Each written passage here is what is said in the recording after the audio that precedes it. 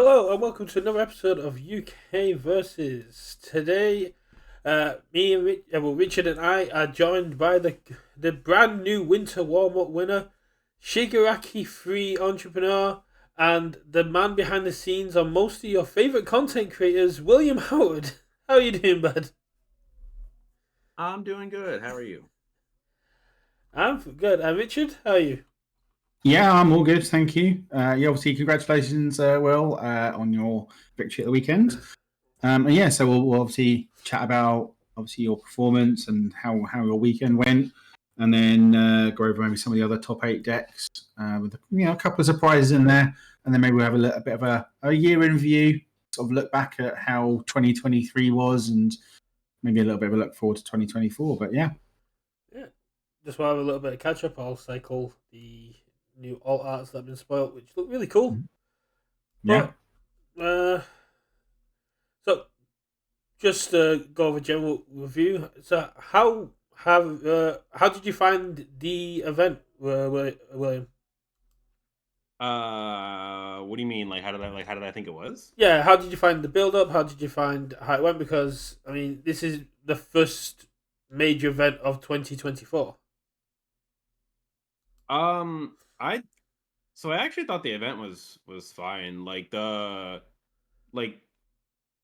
stuff, but like the event seemed to run pretty smoothly to me, honestly. In between rounds wasn't that bad. Like it was like the normal like getting to overtime and everything, but like it ran pretty quick. It sucked a little for me because of the late start time for East Coast. So it was like 10, I think 11 o'clock at night by the time that we were finishing and all. But like I thought the event was fine. Only having 30 minutes for the break was like I think plenty of time for people. Yeah, especially for I never being at felt- home, right? Yeah. When you're in a venue, an hour makes sense, but half an hour seems fine. Yeah, I thought the event was fine. So yeah, maybe. Oh, sorry, go on. Oh no, I was gonna say I didn't catch a whole lot obviously of like some of the stream stuff. Like some of the times afterwards I would finish a little early and everything, and like the stream also seemed to be doing pretty good. The Rochester guys like I know killed it. Yeah, Having them on commentary was great. Yeah. And then, so yeah, I guess maybe go through your matchups and sort of how you felt. Yeah, sort of the meta we'll go for that. and... We'll go for that in a bit. I was just going to talk before we go over the matchups and who and how it went down. I saw on day 2 during the streams you had a little help from Copilot. Oh, dude, the best part of the whole thing, man, the Oreos. Yeah. The Oreos was the best part. I don't No, know I if people have up and was seen just the like, clip.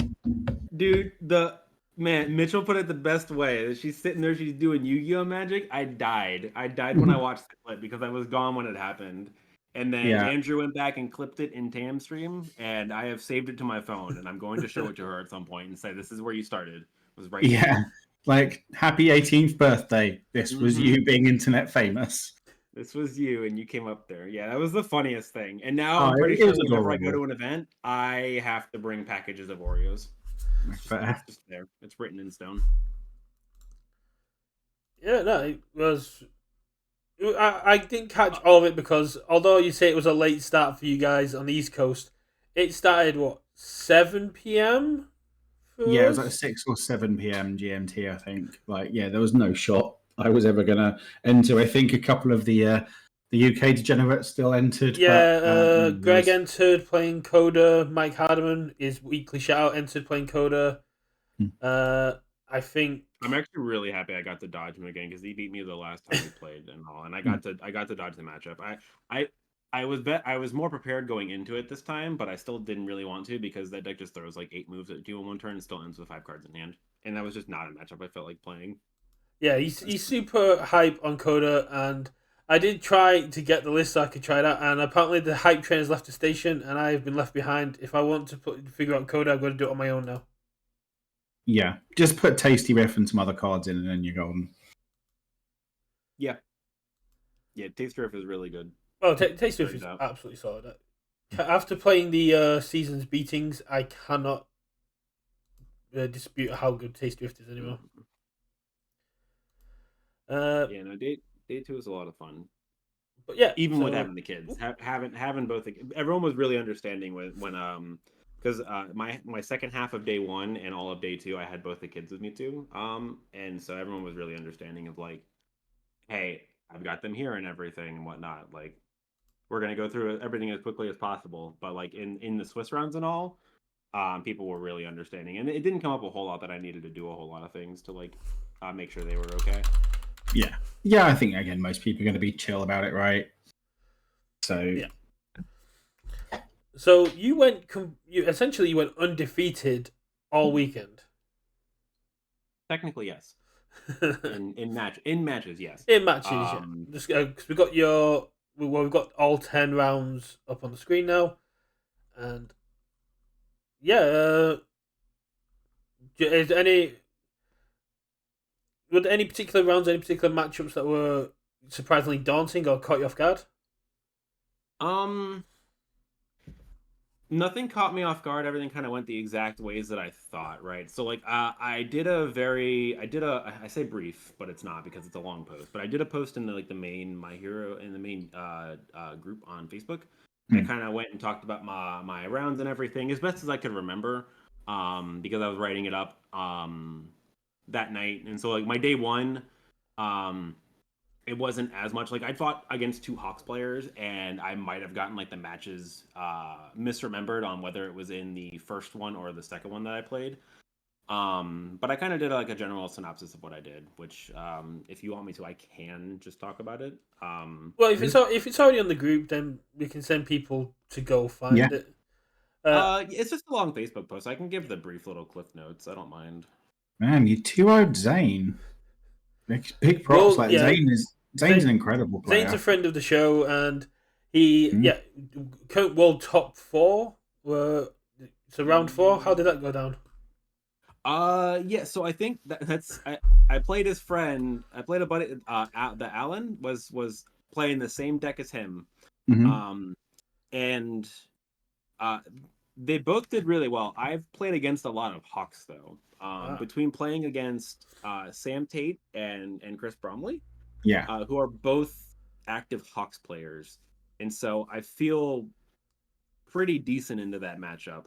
The way that the first game, I don't remember exactly how the first game went, if I'm being 100% honest against Zane. The second game though, he just went in really hard with a double focused attack string, and committed out for it, and then just died on the backswing. Yeah. He went like Featherstorm, buff speed, play focused attack, and committed out for the second focused attack.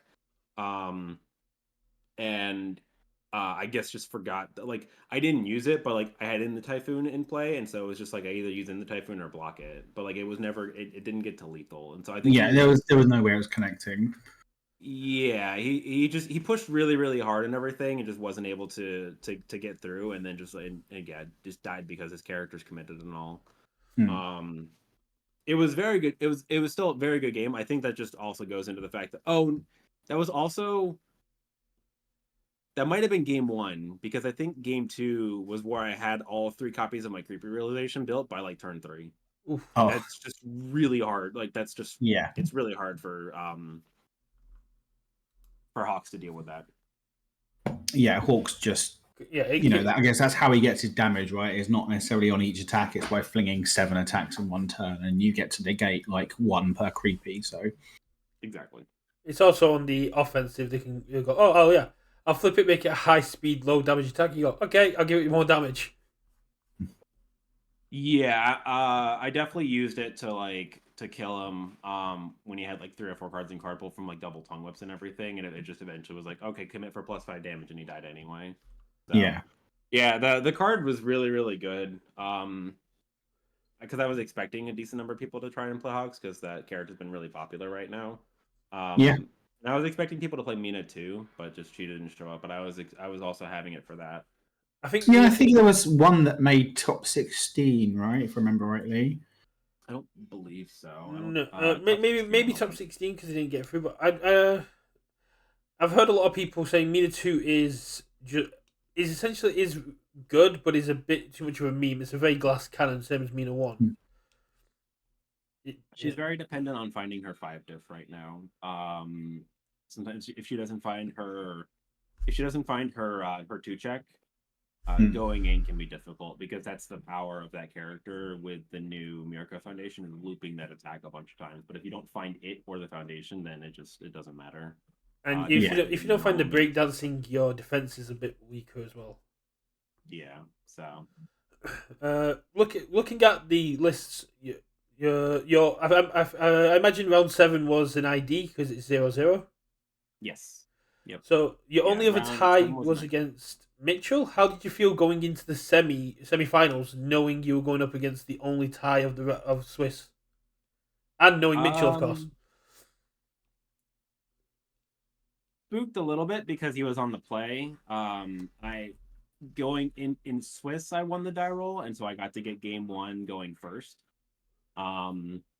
And it just went on really long. But then game 2, where he gets to be on the play against me, was definitely a bit more stressful than I thought. His deck was not favoring him though. He definitely went in a couple times and checked pretty poorly, and that kind of just shut down the offense completely.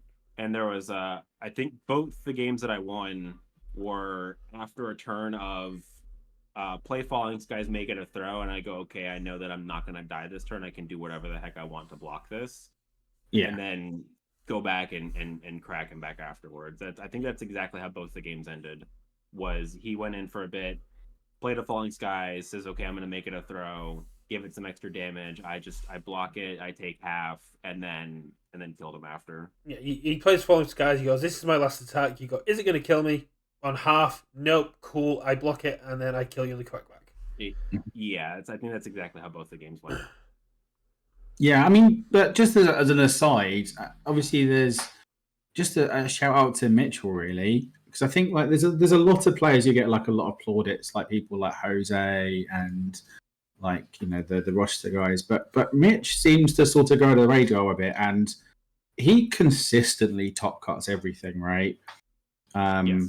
So, like, I think if you look back over most top 8s over 2023, Mitchell Shimino is going to be in there. So, big shout outs to him. Like, just consistent success. But I don't think he's ever quite got to the championship, right? But yeah, just consistent top 8. Yeah, like the Winter Clash thing that Tam won and all. He got to the finals and ended up losing versus Jose. No, Mitchell's amazing, and I mean. It just shows how much like this. I mean, he's basically played this character like only, right? And like his list and his play style and his playing of the character shows that he plays the deck just about as perfectly as I think that you can. And he plays the matchup into Shigaraki 3 almost as well as I'm also pretty sure perfectly. Because that matchup is really weird because he's dealing with top deck manipulation and I'm dealing with messing with the top of his deck. Yes. That's not going to be an easy thing to I'm going to possibly draw, right? If he checks bad, but he also knows what he's going to check, and it's a fun back and forth. And we've done the matchup a whole lot, and we always get a fun back and forth of who's going to press their button first, to look at to do the stuff with the top card of the deck to do the rest of the turn. I guess you can't with it being webcam as well. Playing the quick burn just says, you're not zeroing me during this attack. Yeah, that card basically says he can't play that, right? Like, I'm never going to not press the buttons on quick burn. So he's fine to press the button after I play the first enhance, which is still 99% of the time always going to happen. But he's never going to press the Jiro button before the top enhance of quick burn because he gifting me a free momentum like that is just like it needs to be a possibility I don't get it, then 100% yes I get it. Exactly. You just got so many ways of like clearing the top of your deck, right? Or manipulating the top of his between like your check 5 to draw between Viral Seizing and Blue Flame Torment. Like there's so many ways of saying, okay, you better stack this right, or I'm going to make you check a thing, or you need to call it at the right time. So I can imagine it's sort of a really hard thing to navigate for both of you of knowing when to press your buttons and that sort of constant game of chicken between it. Yeah, and I think me playing against him in the Winter Clash event really helped him this time, because in the Winter Clash I was just not pressing my button a couple times, waiting for him, and we just would go to the block step and that'd be it. And I kind of just finally determined that I'm just not supposed to do that. Maybe like the first attack, but I still need to press mine, because like he could still check bad and draw a card, but like I can keep pressing mine. He can't. He can only do that once per turn. I can keep messing with the top of his deck. Yeah. So I think during a matchup there was only one time that I ever we both just passed, didn't play the enhance, and that was it. I'm pretty sure my enhance still got played at just about all the time against him. That's more than fair. Seeing as we're friends, I know a bit more about your personal backstory of the game than Richard.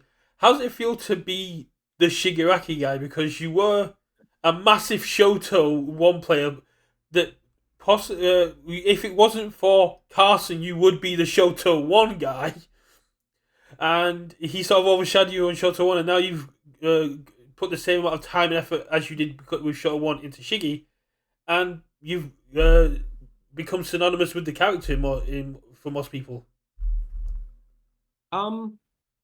It's cool, right? Like, and like, it's a neat feeling, right? And I don't want to.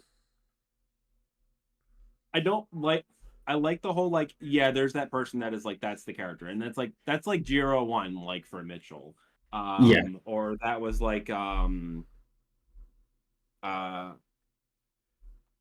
Nate, right, being the Momo guy and stuff like that.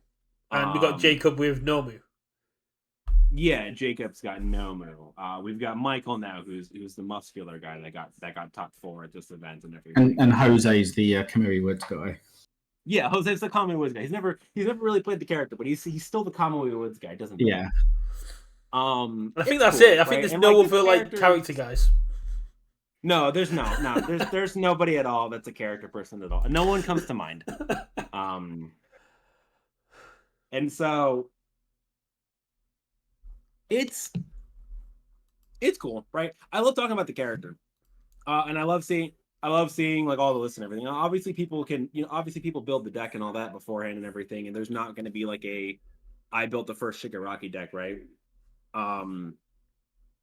So I don't having ties specifically to the list is not what it is. I like the fact that it's I guess if you think of this character, you think of this person. That's a neat thing, right? Yeah. But Keenan's still a great player, right? Yeah. And he piloted the deck too. And I'll be honest, I was kind of rooting for him because he was playing Prominence Burn, and I love that card. You do. Oh, that was sick. I love that one. Yeah. That was a very aggressive Shigaraki 3 list, and I'm super down for it. I was low key personally like the utility that Living Spikes provided more than other 6 diffs. And I think if he had more copies of Quick Burn, his matchup against Mitchell would have been a bit easier, because there was a whole lot of not attacking and everything, and so it became very hard for him to generate momentum, and Quick Burn solves that. But because we're running Prominence Burn and Quick Burn isn't a Fury, we can't really run both of those, and so that's why he said that he was only running the 1 copy of Quick Burn. And that's just the trade-off that you get, right? Is you don't get those, and that's just a difference in playstyle, I guess, right? Yeah, they're just sort of different flavors of the same thing, but the Prominence Burn is definitely going to be the more aggressive of the two, because it's just a kill you card. It was very funny though, because Mitchell did say after playing him, he's like, "Will, you need to look at this list. It's super spicy. I've never been worried about dying to a Shigaraki 3 when he has 2 foundations up, but I sure did worry about dying against Keenan." Yeah. And it was because of Blue Flame Torment, Prominence Burn into whatever. And I was like, that's fair. I get it. Yep. That's a whole lot of damage.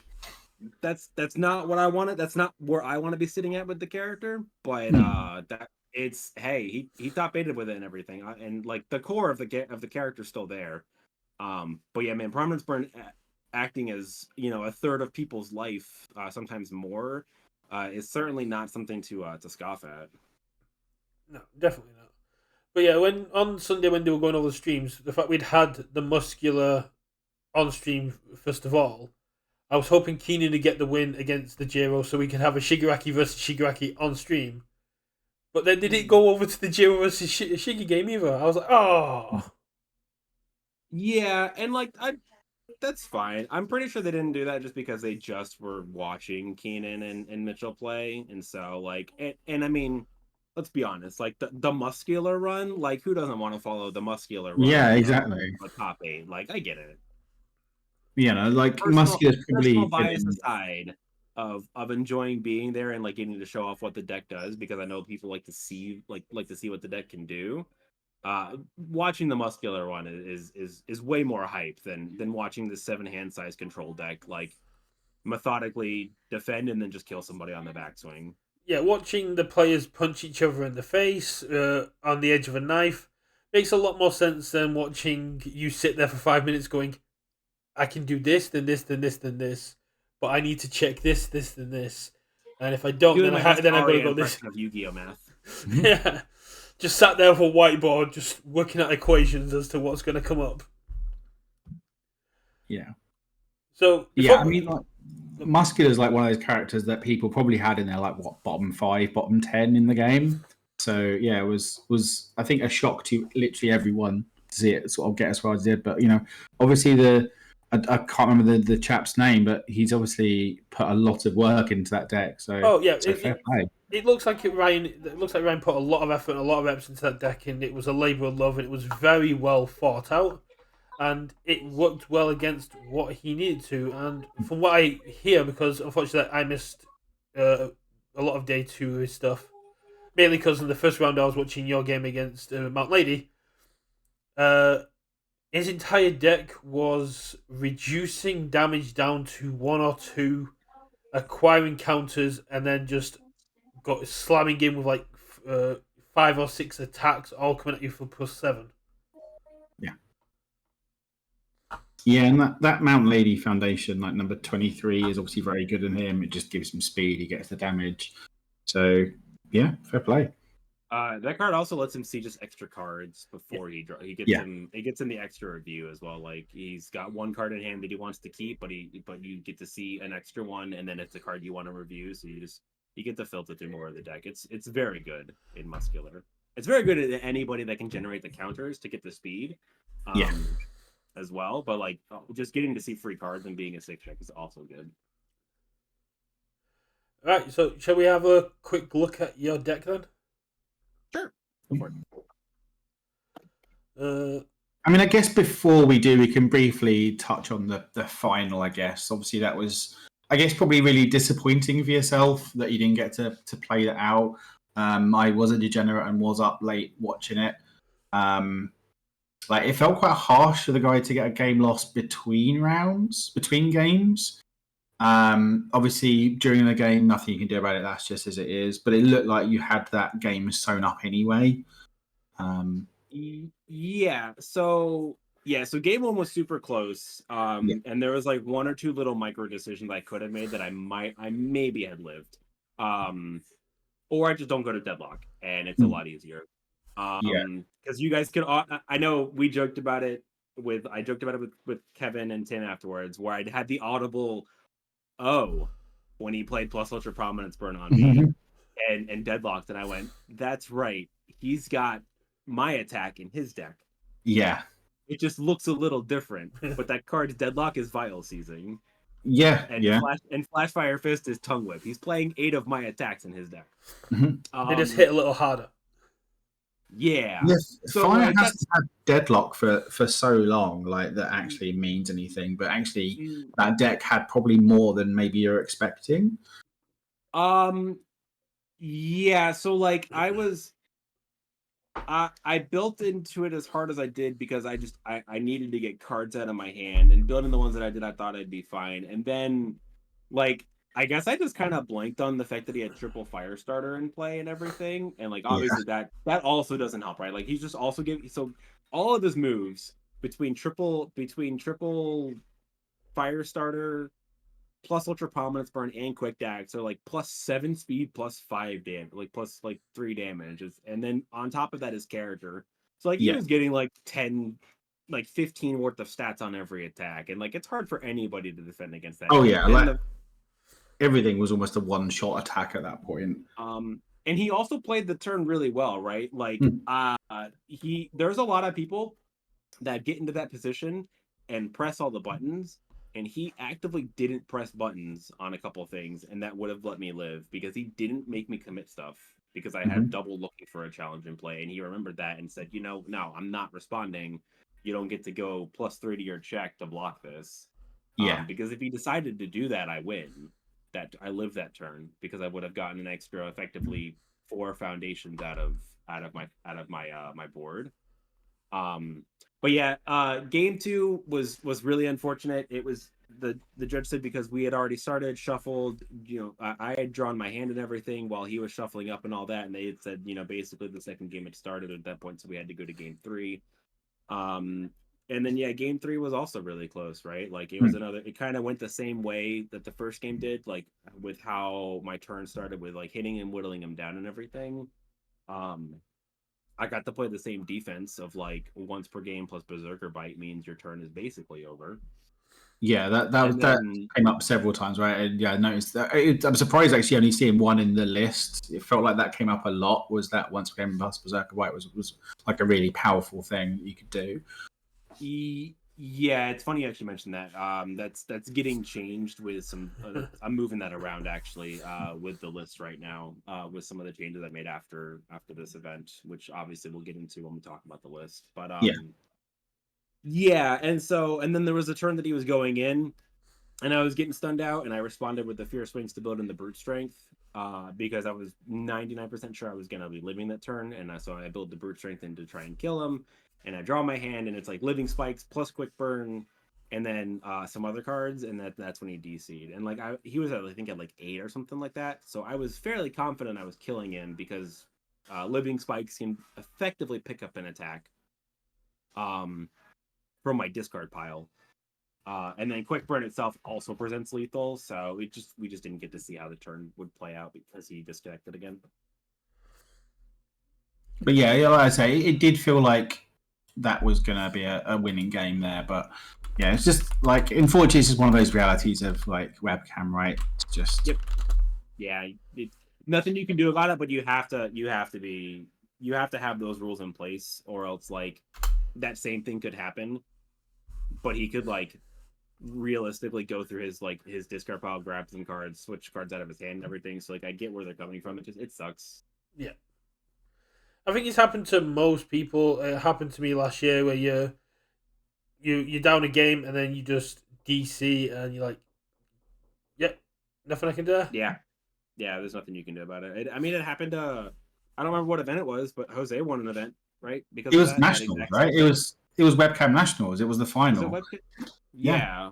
He won that because of a double disconnect as well. So like, I mean, it's just a rule that has to be in place and everything, and it sucks, but like, yeah, that's why webcam can only be as good as it is over in person, because in person that could never happen.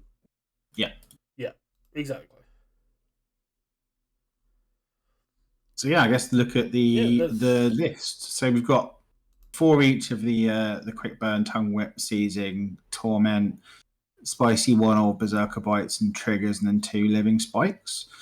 So I guess from those, like, what were the sort of, the standout sort of maybe overperformers, maybe underperformers, and sort of changes you might make going forward, or obviously have made going forward? The overperformer is Blue Flame Torment, right? Like that card leads to my round 2 opponent, Ryan Field, playing Tokoyami, committed out on like his turn 2, so my turn 3 I just played 3 copies of that move and killed him because it's play a Torment +2 to the check, play a Torment +2 to my next check for an attack, play a Torment, and I 21'd him and he died. Yeah, that card overperformed. That card's the reason why I killed Mitchell in the final in top 4, because I got to flip 2 copies of it in my card pool from -4 to his check. And the card just does everything.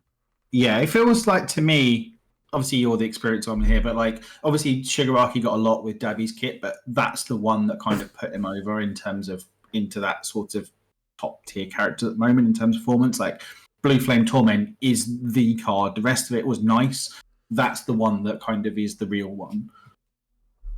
Yeah, and so like it's also another low. So like our attack package has half of our attacks are low attacks, and like you don't want to block the torments because you're using a low block, and then if I'm following it up with a tongue whip, the tongue whips hit harder, and now you don't have a block for that as well. But taking 7 or 9 to the chin is like not also something that you want to do. It's just a damned if you do, damned if you don't. Yeah, and then like on defense, you can just block with this attack, and then just like -2 a check as well that they're playing. So like it also gets to double down as being a defensive card that we can play. The best attack in the deck is probably still Tongue Whip, honestly, because that card is just very like borderline unfair. I played like triple Tongue Whip and Living Spikes against somebody and killed them with that too because I played triple Tongue Whip.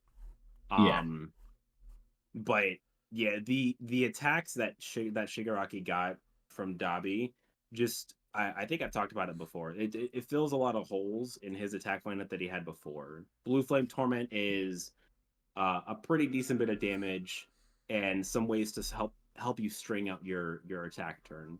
And Quick Burn is momentum generation, a big bomb in Powerful 3 that can come up a decent bit where you Powerful 3 at 3 times. Now suddenly this is now a 13 damage move that you have to deal with. And it almost always filters you a card. It almost always draws you a card because of the -2 during the enhanced step. And even then, if they decide not to let you draw a card, you got to stun to them, right? Like this, it's a 4 difficulty, 4 mid for 4, stun 2 with Powerful 3. Yeah. So sometimes you're just like, okay, here, Powerful 3. I did it a lot where it's like my opponent's fairly committed out. They've committed a bunch of this stuff to stop me from drawing. And I'm like, all right, I'll just Powerful 3 this. Here, now instead of 4, now you're going to take 7 instead. That's a quarter of your life in one move. And now I'll get the momentum from Quick Burn to use for my character next turn for my once per game. So the attacks just, they answered a lot of questions that Shigaraki was asking himself that we weren't able to solve before the attacks came out. Dabi's quite good at giving other characters good attacks with his face on them. So we got Tokiyami, which picked up the Twisting Inferno, and now we got Shiggy, which has picked up the Torment and the Quick Burn. Yeah. Dabi. I don't think I need to really talk about. I don't need to talk about Tongue Whip or Vile Seizing. Obviously, those are just like insane cards. The Berserker Bite was like. That was a change that I made after the Winter Clash event because that helps us. That says that we get to Breaker 1 all of your moves, but it also can help hurt them on their builds afterwards too. Sometimes they like build 3 foundations first turn, play a 5 diff turn 2, check really bad, and you go, okay, I'm just gonna block with this Berserker Bite. So now you can maybe attack me more, but you're not going to. But now your foundations are even more difficult. So now your 2 diff that you're going to play is actually on a 4. So don't check badly or you're not going to pass anything. And now you're going into turn 3 with still 3 foundations, and I'm going to be close to 9 or 10 at that point. Yeah, it's what you were saying in the Discord, in the UKVersus Discord before the stream. Surviving turn 2 is crucial, and Berserker Bite can guarantee that because essentially having a pseudo once per game on an attack card is very strong. Yeah, it is. And the really good thing about it is like people are bringing in pass-through rolls for the deck, or people are mainboarding pass-through rolls because we have so many breaker blocks, right? We have Barrier Shields, Vile Seizings, Chronostasis Trigger, Living Spikes is breaker 1, Twisty Surroundings. Berserker Bite says I don't care about pass-through rolls. I'm affecting your difficulty, not your checks. So Eye of the Tiger and pass-through rolls doesn't do anything against Berserker Bite, and that sometimes is good enough. And yeah, like one of the changes I'm making is that Chronostasis Trigger is going away, and I'm pretty sure I'm just going to run 2 Berserker Bites. And the Chronostasis Triggers I'm going to start sideboarding for the characters that I want to maybe seal on my attack turn. So like I can play it as my first move and say, hey, go ahead and block this, or your Eraserhead 1, your Momo or whatever just doesn't work on defense anymore. And if you do, that's another card in your card pool for the Tug Whips. I mean, right. We also make it a low, and then now my other low moves that I'm going to send after this Chronostasis Trigger are more likely to go through because you decided to block this, 4 damage move. Mm-hmm. Constant Yeah, that Sphere makes feels like perfect a sense. great sideboard card for characters you need to seal, but it's the same reason I used to run Cheerful Uppercut over things like Ice Storm. Having that +1 progressive to everything is better than a Breaker 2 on the next thing. Yeah, that's basically it. It's you get to breaker 1 everything rather than just do it on one thing. And I guess if nothing else, right, it's a throw, so you can fling it out there on turn 2, and you've then guaranteed your momentum, right, for your It, one it didn't game. come up a whole lot. It didn't come up, I think, ever during this weekend. But yes, it is also a throw. Sometimes you have a brute strength out, or sometimes you have 2 brute strength out, and now this is a 2 high for 7 throw. Mm-hmm. Cool. You take 4 damage. I get a momentum. Or it's a throw, and you're gonna die because you're at 3. Yeah, and I have a brute strength in play. Yeah. Yeah, it makes perfect sense to move that to a 2, and the trigger in the side. Yep. And then living spikes is just like that's a big move. It's like what Keenan was doing with like blue flame into prominence burn. We go blue flame into living spikes because this says I get to stack an attack from my discard pile on top of my deck that I can either draw with Shigaraki or No Remorse. Mm-hmm. And now we can take all of our excess face downs that we have from flipping them with like fiery confrontation and things, and we can selectively blow up my opponent's board unless they want to discard a card. And hey, discarding cards is great. Now you have less to block with. Yeah. It fits. It also fits a lot of bills. It's a sick inclusion. It would never go above 2. But I'm pretty sure I'm stuck at running 2 copies of that card because it comes up often. Yeah, and again, just having extra breakers in their deck is always going to be solid, right? Like Yep. it's just sort of a package rather than playing it for any specific one thing. I mean, it's also a 6 speed low, which means if they want to block it, which majority of the time you don't want to really take 6 damage, they're going to have to use one of their good low block modifiers, which leaves Tongue open to deal even more damage.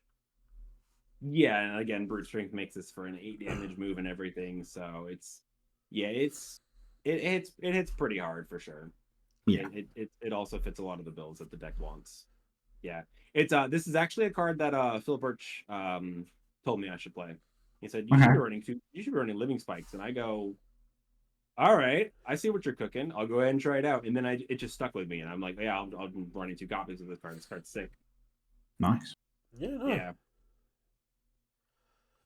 Yeah, I mean, like, because obviously you're not mono lows, right? But you are running a lot of them, so people need to hold their low blocks. But also, it's like, do you want to get hit with a 6, 7, 8 damage vial seizing? So you still need to hold some highs, and it's just it's that tricky. came up a lot. People start holding low blocks against this deck because the lows are scary. And then I go, okay, I've got 2 vial seasoning in my hand. I'm just gonna throw 1 at you because you played 3 low block. You played 3 high blocks. So you better have another one, I guess. Or here's 6 damage. Here's 6 damage. I possibly draw 2 cards off of it because of my character and itself, and then I get a momentum. Yeah, it's hard to hold the blocks versus this deck because you just punish them by doing that exact thing of I guess I'll just throw the high when you're expecting my like 3 low string to come through. Yeah, I'd almost want to fit maybe another high attack in somewhere, right? Like a high damage, like a punish you for just holding lows. And but it's that's based, that's what Keenan got to do. Prominence Burn's a 4 high, right? That's a 4 high for 7. That's a 6 high for 7. So like that's another reason to run Prominence Burn is it's a high attack. But I think I don't really look at Vile too much as like an attack that I'm going to be playing super often. It's like if I have multiple copies, I play it, or if they're in deadlock. But that move doesn't get thrown out a ton. That's fair. To like just be unless it's going to be like a lethal move or it's a deadlock, it doesn't get thrown in the middle of a string normally. So. But you're also fine with them holding a dead card in their hand. If they're just holding a high block because of your Vile that you're not playing, that's also just fine. And as you're saying, if they're holding all lows, a powerful quick burn is going to do some serious damage on a half. Yeah, that too. And you know, low blocks are the rarest. You know, it's like the hardest one to hold. So Yeah.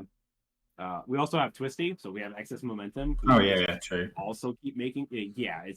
There's a lot of ways you can zone overload with this, and like Mirio's proved that, right? Mirio shows that like you can die to zone overload, and sometimes that happens with this deck. So yeah, we got the two twisties. Makes sense. Like, you know, you're sort of almost happy to see the second one just as another breaker block in the deck. And it's a great defensive tool because if your opponent is throwing out lows and you've only got mids and high blocks in hand, you can just go, now it's a high. Mm-hmm. Yeah, it happens often. Especially with the showdown. The mistake I do. I really hope people don't make the same mistake that I've done, where I play this card and cooperation offer, and I change the zone, and then I cooperation offer. Don't do that; it's very bad. Yeah, it's. I've done it's not me. I don't think I did it during the weekend, but I did it early on in testing because bad player bad. Well, no, that's what testing's for, right? Is making these mistakes and finding these interactions. You're like, oh, I forgot about that, and so you never make it again, right? But it was very often that like I ended the turn with like 3 momentum and a twisty in play, and it goes, okay, I'm holding 3 high blocks. That's fine. I don't care. I can make them highs if I need to. I've already used my once per game. I don't need all this excess momentum anymore. Yeah. And like, you know, it just says you need to use this as your first enhance, or you also have to have momentum, which against Shigaraki 3 is very hard to get. Mm-hmm. And also keep hold of. Yeah. And then you go to our. It came up often versus Jeffrey Kahn playing Ryukyu. He got to zone change a lot of his stuff because that character just gets to generate free momentum, obviously. And so cooperation offer was really big into that. But yeah, utilizing your twisty surroundings for your own benefit is something that people need to do a bit more often, right? Because if you get to overload my zones, I can no longer use it, right? Like for people that don't know, possibly. Obviously, it's the same card. You can't both play the enhance on it, so it's whoever does it first. And yeah, sometimes then you're taxing my blocks at that point to where I can't block like your four low attack string, because I can't use my momentum to change the zone because you've already done it. And he was definitely making good use of it. In our match in round 6. Yeah, definitely one of those sort of skill testing cards, right? Yep. Like knowing when to use the enhance on it, knowing when to use the response. Like, yeah, there's a lot of play to it. So action-wise, we've got the 3 barrier shields, the showdown, the masterminding, and the fierce wings. So yeah, obviously we chatted a bit about this off stream, just with like, you know, the fierce wings basically being like your extra copy of all of these, right? Well, apart from the masterminding, just like being, you know, your second showdown, your 4th barrier shield, or, you know, whatever foundation you need, sort of makes sense as like that kind of toolbox. And that's the reason why we only play 3 barrier shields in one showdown.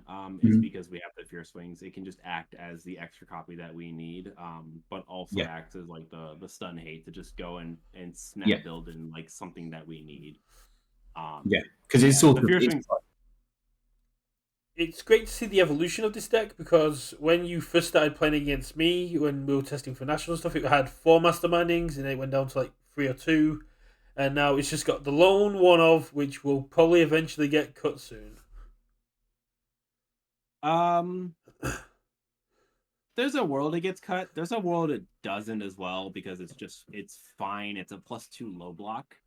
Having it in hand, there were a lot of times where I didn't respond with it because I had In the Typhoon in play, and so it was half of In the Typhoon fodder to block something fully.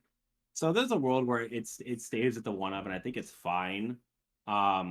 It's just one of the cards that's like easy to cut for like the more meaningful actions and assets you need in matchups, right? Because of what we have on our sideboard. I don't think you ever cut it to 0, but I don't think it ever goes above 2. That's fair. For me, it doesn't go above 1, but I can see if people want to run 2 of it. Yeah, that makes perfect sense. Yeah, again, sometimes like obviously you struggle for block zones, like when you build any deck. So just having this kind of low that is totally fine, you're totally happy having it there, but you could cut it for something else. Sideboarding seems totally reasonable. Keenan was running Runaways. Is there any particular reasons or thoughts you have on the card as to why they don't make an appearance in yours? People can that card you want to use early on, right? Because you don't want to respond with that card like late in a string where you're like trying to check it on like an 8. And so I just didn't want to have to respond, and like instead of responding and losing 4 or 5 health and everything, I'd rather just block and not take anything. There's a chance I'll have to use a little bit of speed hate, but it's going to be on about the same difficulty wise. And it makes their turn a bit more difficult, obviously. But I was just trying to maximize just taking nothing, right? Like even if I'm not taking damage, I just didn't want to lose health with this deck. Yeah, and I think that makes sense with the way your decks were set up, right? I think Keenan might still be in chat, so he can probably speak better than I could on the subject. But just looking at, again, like the attack lineups when he's going more performance burn, I think he's probably made a bit more aggressive slanted Shigaraki. So having that run away to say, I just need to survive one turn and then I'm going to prominence burn you to death on my turn makes a lot of sense. More sense for him to say, I just need to block this turn. Whereas this list maybe isn't quite so aggressive, can't just say, I'm definitely going to backswing you every time. I actually might need to survive 2 or 3 more turns after this, so I can't afford to take 5 here. I need to take 0 and then continue, break you or whatever, the other ways around it. Keenan was also running Quick to Act, and that card helps Quick to Act turn on, right? Yeah. I think he was running that at a 3x. And so sometimes the math, right, on your opponent's turn is, all right, I'm going to hit him with this and he's going to die, right? Or I'm going to hit him with this and he's going to go to 6 and then I'm going to kill him. Where you go, okay, no, instead I'm going to respond. This is going to end your turn, but I'm still going to go to 9. Means my 2 quick to acts in play are now turned on, and now all my moves get +2 speed. And then, like you were talking about, now we're back swinging and killing you because now my prominence burn is an 8 high for 7. Right, that burns you for 3. And now my next move, like my Blue Flame Torment's now a 7 low for 7. That helps my Tongue Whip get played as well. So there are certain, like, there are cards that are all like a package that are playing with itself, and Runaway helps play into the fact that we're playing 3 copies of Quick to Act. Yeah. Is the only 0 diff you're playing surviving the finals? Yep. Wow. Certainly is. Yeah. It makes sense. Like, again, it's not an aggressive deck, right? It's a 7-hander, so you're more likely to get those spams and get over the line. And you're playing what is fundamentally a defensive deck. You need your grey cards to have text, right? Surviving the Final is one of the best ones to have text on it that's a 0. But yeah, obviously, again, we can probably speak to this better than I could, but it just feels like you need to have things that have effects when they're in play. You can't just play Quick to Acts when you're trying to play this sort of more defensive game that maybe are just blank for half the game. Whereas, like I say, Keenan's one I think was more aggressively slanted, so that's okay from his perspective. Yeah, and like we're playing a higher ratio, a lower ratio of attacks to the total deck, and so playing our foundations on a 4 or on a 5, we're more likely to pass because we have less 3 checks in our deck overall. We're running 20 and 67, so it's not like it's closer to like around 30% than it is like the 33 repeating or whatever. And so you are fine playing like 2 diff, 2 diff, 1 diff, 1 diff, 1 diff. And going first, it's like if I go 2 diff, 2 diff, 1 diff, play another one and fail, I've got 3 foundations. Oh darn! I'll just draw to my next hand and play like my 5 foundations and be at 8, and then say, okay, now we're gonna take 1 extra turn of building, and then we're gonna start trying to like whittle you down. But it's also like you were saying, I wanted more relevant text on my cards. Right, like surviving the final is an amazing 0 diff. It's just free -1 speed. But yeah, I wanted more relevant text on my cards. And like you're saying, if you're going first, if you build 3 and then build another 5 after that, you're sat at 8 and your wall is pretty much constructed. You're ready to go. Yeah. So that's all. Yeah, that's fair.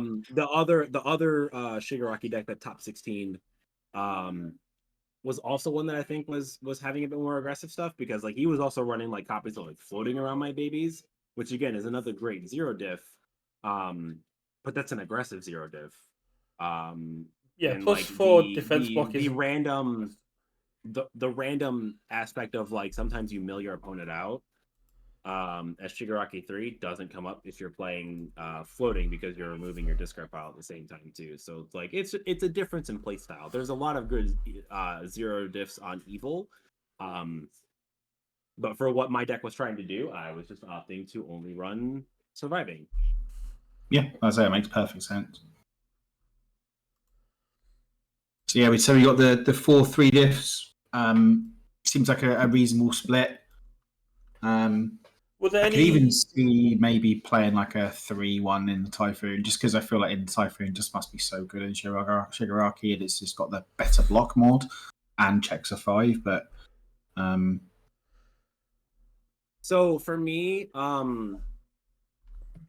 yes, but there were plenty of times where in the Typhoon didn't have any relevant text on it for the first 2 turns, because you don't have enough cards in hand, and so losing the cards plus losing the foundation was really bad. League Handler is also better against like the specialized Soundwave stuffs. I don't get an enhanced step against the specialized Soundwave string, so in the Typhoon also has no text against that. Yeah. And it's also bad against like Falling Skies and other throws, because I still take half. Yeah. League Handler just says your attack doesn't resolve, so like that, there we go. Yeah. So that the 2-2 split there is, I think, is the reason why, because you like seeing both of them, but they're both very good for different reasons. It's also a looming threat sort of situation where once you've got League Handler down, your opponent is also counting with you as well, and just like has to either bait out the League Handler at the end string on an attack that they're not too worried about, just not kill you until it's gone. Yeah, that card says -5 to your check on your 3rd attack in my character. Yeah. So like you're past your 3rd attack, you're just like not passing it anymore. If I decide to press the button. Yeah, it's effectively like a decoy duplicate, right? Yeah. It was great for the decks that were playing like Season the Advantage and everything too, because like that's just like 1 extra check that they get to make for the turn. Yeah. So like now on their very first attack, I can just go just -2 that, right? There goes your speed boost and everything. Now you get to play another attack with +1 progressive as well. I think I did that a couple times to Mitchell. Must be a great counter anyway. Must be a great counter to Tokiyami as well, because they go like attack foundation, attack foundation. You go, okay, cool. You got +3 to your kill attack, but it's got -6, 10. Yeah, you get to burn through the +3 to the check with League Handler. So like we've played a move, played Summon Dark Shadow, played our Dark Shadow Ruin because we want to make our actions not count. Played our second copy of Summon Dark Shadow, and now my League Handler just gets to sit there, and unless he has Irrefutable, you say, okay, well, yeah, you're gonna get +3 to your next check, so like your move is on a 4, 5, 6, but you've got -6 to your check now, so like it actually doesn't matter, and now we've eaten the +3, so good luck playing another move, right? Yeah. Yeah, that was one of the more difficult matchups for sure, was against Field, just because Bird can be so explosive early on, right? And Field's just a very good player. I got to kind of get the winner early from, like I said, the triple boost on it. But yeah, no, Link Handler is great. It's an awesome card. I don't think you go to 1. I don't ever think you go to 3. I think 2 is the perfect amount to go for. Unless you want to run copies of Sticky Balls, which then that's probably the one you cut if you want to do like 1 Sticky, 1 League Handler, 2 in the Typhoon. I'd rather have League Handler than Sticky Balls though, personally. Yeah, that makes sense. Again, it's like those are purely defensive, right? Where Sticky Ball sort of fills a dual role of being that defensive one and also just +1 to all my tongue rips. So again, if you're leaning towards a more aggressive, I'm going to kill you sort of deck, then Sticky Balls fitting that dual role maybe fits a bit better. Yeah. Surprising only 3 brute strength, given just how good that foundation is. But I guess maybe you only really ever need to see the one. But yeah, that's funny because Tam said the same thing too with it, and that's also a change that we're making with the deck.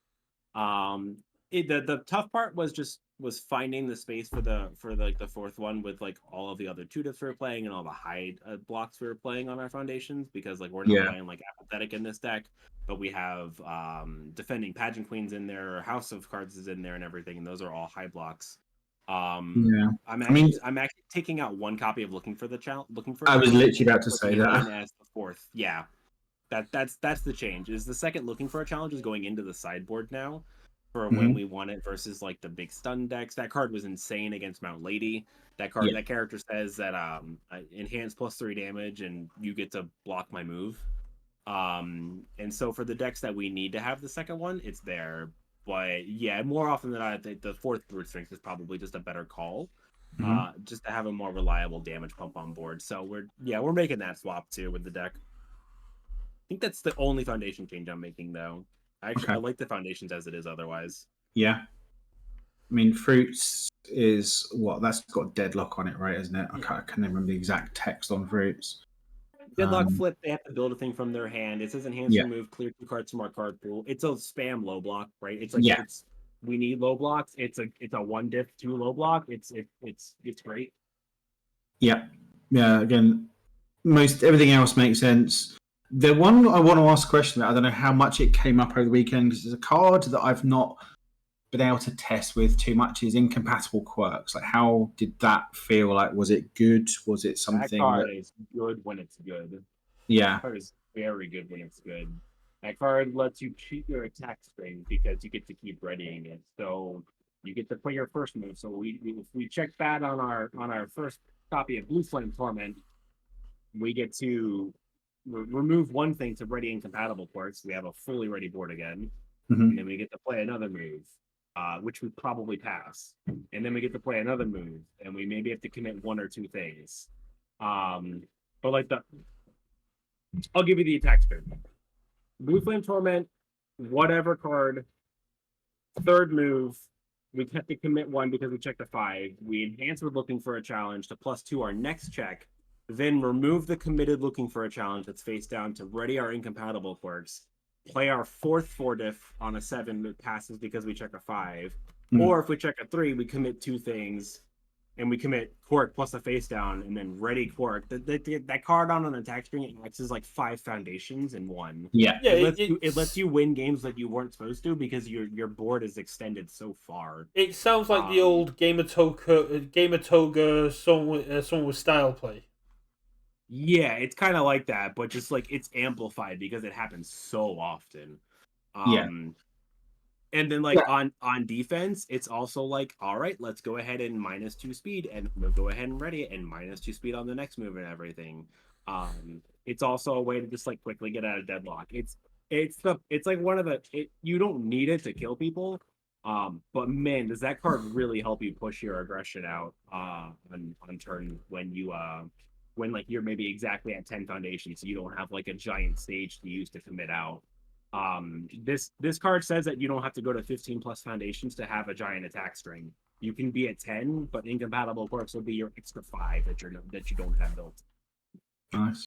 Yeah, I mean, I guess that was sort of my feelings towards the card, but I've never had it in play to really test it and sort of confirm that. So yeah, it's good to hear this.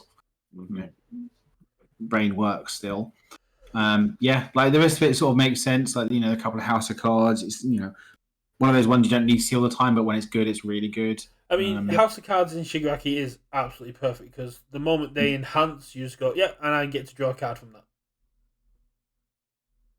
Not even like so that's used obviously, right? So like against Mitchell, the very first thing I did after his term was over was play my move, enhance with my character, respond, stack his electric jolt on top of his deck, and that effectively says, okay, your electric jolt is committing my house of cards, but I'm getting to draw a card off of it. And you lose a So momentum. what happens a lot though is you go, I'm gonna stack a 3 on top of your deck. On your third move, go ahead and play your fourth move when you know you're checking a 3, or enhance tongue whip, add 5 damage to it, stack your 3 on top of your deck. Now there's a 3 on top of your deck for you to block this 9-10 damage tongue whip that's gonna kill you. It can be the thing that stops turns or kills them as well. The worst case scenario this card ever sees is form flip, guarantee one of the cards in their hand is a foundation, which also comes up. So, yeah, it's decent. Pageant Queen, defending Pageant Queen needs no justification. It's just a really solid speed reduction. Yeah. Yep. Yes, this results again more sort of deadlock and Master My Friend is a good one of. It's just kind of a way of keeping out of deadlock as well, and again just make more checks. I think successful results is also in there as a sort of pseudo incompatible quirks because there's no momentum outs apart from Shiggy and Quick Burn, so this just allows itself to keep radiating up for momentum. Yep, that came up a couple times where I was using it. I would my first move was play as limiting spikes on a 6, check my successful results, my face down, and my incompatible quirks, and then discard a momentum for successful, and then discard remove a thing for incompatible, so I didn't commit out. So you checked a 5, or you checked a pseudo 5 using successful results and incompatible quirks. Exactly. Moving on to the sideboard. 3 creepy realizations in the sideboard. Are those for just tough to kill people, or is the reason they're not mainboarded? Because you don't need it versus everybody. These cards were for the long string, the ones that want a lot of cards in the purple have to play 4 or 5 attacks. So it's really good against Coda, the Coda decks that are playing 6 moves in 1 turn. Hawks it's really good against because they're playing their one damage feathers, so you get to basically negate those. I thought Mina 2 was going to come up a bit more, and that card says all of her face downs don't actually mean anything or bad for her. Against Falling Skies, that card says that move is just a 5 damage throw, and that's it. It counteracts the damage that it gets from itself, which is also a big deal because we're scared of throws, obviously, in this deck. So getting to minus the bonus from Falling Skies also comes up. Makes sense. I just added the third one because I thought it'd come up a bit more often. It could probably be a 2. I think I'm going to leave it as a 3 for now because Hawks and Falling Skies are just so popular. But 2 is also a fine number. Again, given Hawks and Falling Skies are sort of 2 big parts of the meta, just having those 3 cards that you're going to be slam dunks against them to bring them in seems totally fine. And then I guess you can control a bit of sort of throw hate and sort of extra speed / speed hate. You can bring in when you need those. Yeah, that card basically comes in for throws. When you see 0 Graveless or anything. I don't know that it stays, honestly, because I don't know, people seem to not be playing them as much right now. It's a weird spot to be when you're trying to play against throw decks. Because obviously, it doesnn't do anything for his Falling Skies because that card isn't a printed throw. Yeah. So, I don't know if there's a world where you actually want to bring in a 4 check that's for the throws. Because the speed hate is whatever. We have so much in the main board that we don't need it for the speed hate. It actually more comes up where we're using this as a speed pump on our turn. So now our 4 mid for 7 quick burn is a 6 mid for 7. But it's on my list of stuff that I'm cutting out of the sideboard right now. And I think I'm gonna stay with that unless people are really big on throws. Then I guess it should go back in, and maybe they're supposed to be in there just in case. But if you don't think people are gonna be trying to throw anybody, then that card kind of is dead. I never sided with it all weekend. Yeah, that makes sense. Yeah, like you said, if the only throws you're really worried about are Falling Skies, and they don't really do much. Yeah, it doesn't interact with that. League of Villains, when does that come in? Those so like combo decks. So like no one's really playing them anymore, but like the All Might, the Deku 1,000,000% smash decks that were like kind of floating around on order or anything. Big like reciprocal burst decks are doing that same kind of thing. It's great versus like the repeateds. It actually comes in a lot of times versus like Falling Skies, because if they're committed out and they're trying to make it a throw, you can just not make it a throw. Or if you don't care about taking the damage, you can just say no to the plus, like +4/+4. Yeah, I'll take 4. Yeah, you're just like, okay, I'll take 5. It's whatever. So it comes in for those. But like the decks that are like, I have a bunch of like little incremental enhances, it's not good against. So like Endeavor 3, it's not good against that because that card is playing a billion enhances. Yeah. Right. There's not one specific bomb enhance you're trying to stop. There's a bunch of them. So. And I mean, you also have got, if someone is playing a lot of tenacious abilities, you can just kill them. Yeah, it can come up where like, oh yeah, you've got a bunch of playable committed things. Let's go ahead and burn you out too. Second showdown, second chronostasis trigger. UKVersus good make any headway? So I originally was playing that because of like so we want to stop, that mainly was for Jiro, right? We wanted to help hedge the Jiro matchup a little bit by being able to stop the specialized sound waves. I've come to terms that you have to plan accordingly on your block strings of what the moves are going to be in that turn and block accordingly. And the card just the card is a low block versus the specialized sound wave almost all side deck, and that's just not good. So you're adding an extra progressive, and then probably just dying anyway. And so I didn't bring it in against Mitchell. I told myself that I was going to be smarter about blocking his strings, about knowing what his string was going to look like in a turn, of whether or not I needed to prepare for specialized home run comment, or like double jab Falling Skies or something. And so Evil vs. Good was just not doing it anymore. It was a waste of a card in hand usually. Did you get to live my dream? I've not been able to do it yet, which is using the second ability on Barrier Shield against the double jab pummel and just watching them discard 2 cards for +2 to their check. No. That's because if we're doing that, we're not enhancing Barrier Shield to block their move. Right? I mean, yeah. So like it can come up, right? But like sometimes they could just like still have it past that. They just like have a momentum plus specialized sound wave, and then they just go sound wave, kill you anyway. Yeah, quite often, like, to be honest, like I found when I played Jiro is that I'm very happy when my opponent doesn't block my double jab because I don't really need to care about cycling. Like, I've got the gas in hand anyway. You've still got to block it to force them to discard the cards from their hand with the Barrier Shield. Yeah, exactly. So it's like, okay, cool, you blocked. I'll discard these 2 foundations, then I'll just play the sound waves, pick up sound waves, home run combat you. That didn't matter. So whereas Breaker 2 could very well matter.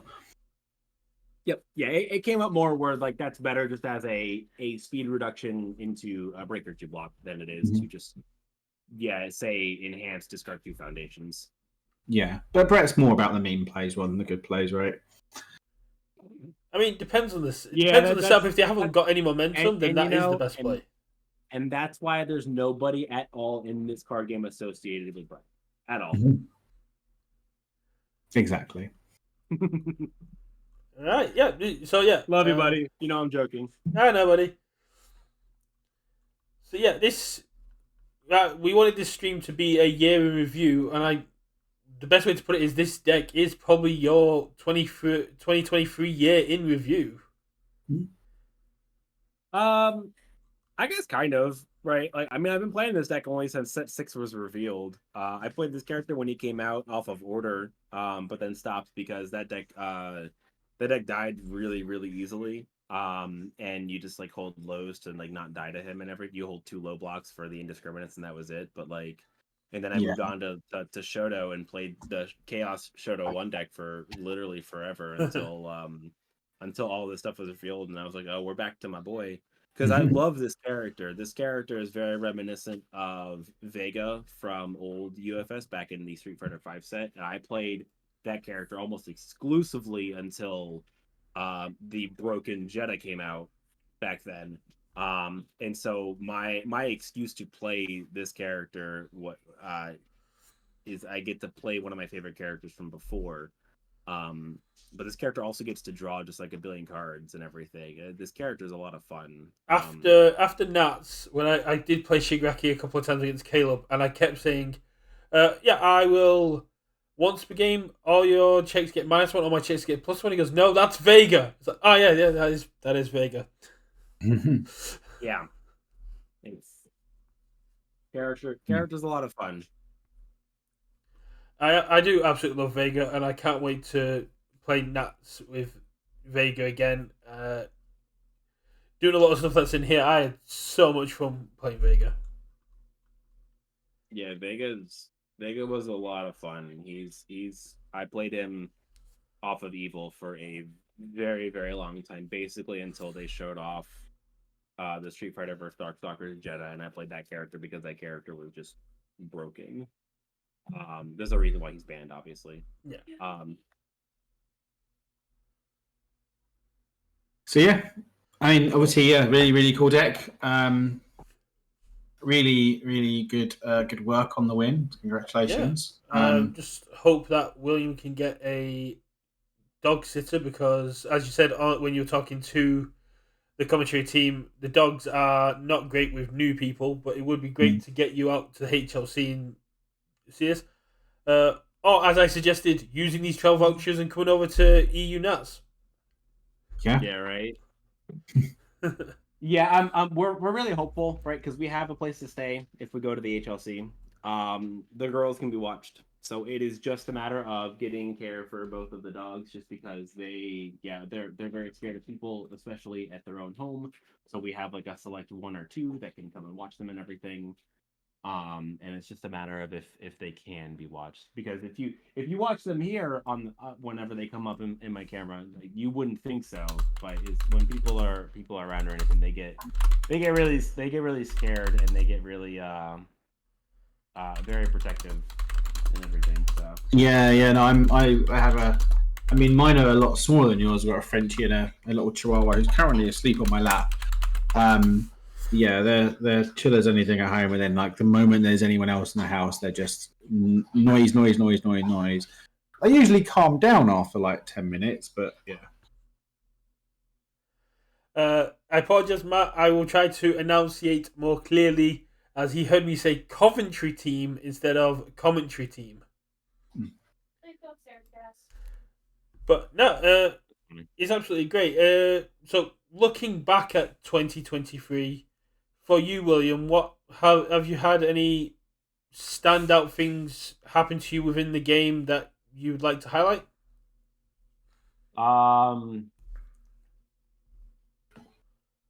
There's not really, because I didn't do a lot. The one event that I played in was Tam's big December winter event. That was like the one thing that I played in. I didn't really play in anything else. You also got Katie to play. That's a big achievement. True. Yes, she got more into it. We got all the cards for her deck and everything. I think she did play in her first event last year, so that's probably one of them. Was her playing in her first event and not finishing and last was a big deal for her. Yeah. That's a big thing for anyone. Yeah, she was really happy about that. But just with the kids and everything, it's been hard to play more, obviously. There's again, I've not done a lot with the game. I've been kind of on the sidelines and everything. I mean, you guys probably see me a lot in all of the discords and all that. I help out Tam a whole lot and everything with all of his stuff. Yeah. So I try and stay active in the community, but yeah, play wise, You're always I've there just to kind of help been always in Tam the out during background. the Iron Man challenges. Yeah, I try and do my best to help alleviate him when he's doing those. I know it's a whole lot for him. So You're gonna try and yeah, get no, into Are you gonna try and get into the Wish tournament? I'll try. Don't I have to like go to an event for that though? I forget or something. You I don't know have how to that go to a works. pre-release, and Yeah, you have to go to pre-release and win it, basically. Well, it's not a pre-release. It's just a Yu Yu Hakusho sort of sealed event that they're gonna host between the 23rd and the. I thought it was the pre-releases that qualify you, but That would require it to be. Apparently, Yu Yu Hakusho is only going to be in local stores. But yeah, essentially, it's a pre-release. It's a sealed release event for Yu Yu Hakusho, and you've got to win one of those. I'll try. My local is about an hour away or so. Previously I was working on the days that they would play, so I could never go. Um, with that day now freed up and everything, there's more chance of it happening. It's a matter of if we can have the time to get there. It'd be cool, right? Yeah. It'd be sick to do that and then play in the Wish tournament and then get to have the what was it? I think they called it the most coveted prize in all of gaming was what UFS / Jasco used to say. The all expenses paid non-travel trip to Gen Con. Yeah, definitely that, and definitely not the one where I make a character card, which is actually the only wish that matters. Yeah. Yeah. I imagine some people might want the one of every product printed with like all the stuff that's coming out. Maybe. Yeah, this is the greatest prize in gaming. Yeah, there's a reason why having chip cards is really cool, and bringing that back is awesome. So yeah, maybe. There's always just a lot of moving parts and everything. Of if we have the time to do it or anything, or like how my schedule is looking like closer to the events and all that. But we'll try. I'm excited. I'm really excited for Yu Yu Hakusho. Yeah. As somebody who came out who actually from the Clash event still has the box sitting here sealed and all that. Like I was really excited that we got Yu Yu Hakusho again. I've bought a sealed box which is on the way. I'm gonna try and drive the 3 hours to harass Richard at his local store because that's the closest store to me that's going to be doing the event. Get off my entry. You've got 2 events. You've got 2 events running. I only need 1. Have we got 2? There's 2 events running in Hastings. They're already up on the UVS. Okay. But as a person who has a Yu Yu Hakusho box, and I don't know if you're aware of the Dark Tournament arc, is there any characters up and coming that you're excited for, or any sort of mechanics you're hoping might come back from the first set? Mechanics, I can't think of anything, right? Because like,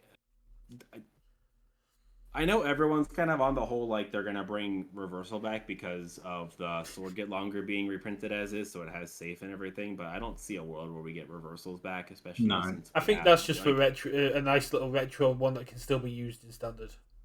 Yeah, they have to be reprinting it because if they didn't do that, then your old copies would be useless, right? And their big thing is that they're doing like exactly hard reprints of these cards, and I think that's because there's been a lot of hate on the reprints, like Showdown and everything, where you can't use the old ones and all that. And so I think they're just trying to do like as long as it doesn't have like a mechanic that we don't have in the game, like they can't do a hard reprint of a multiple or a reversal, obviously, because we can't play those in our game. Well, they can in the special slot, like with the Toguro brothers, which is using the old symbol.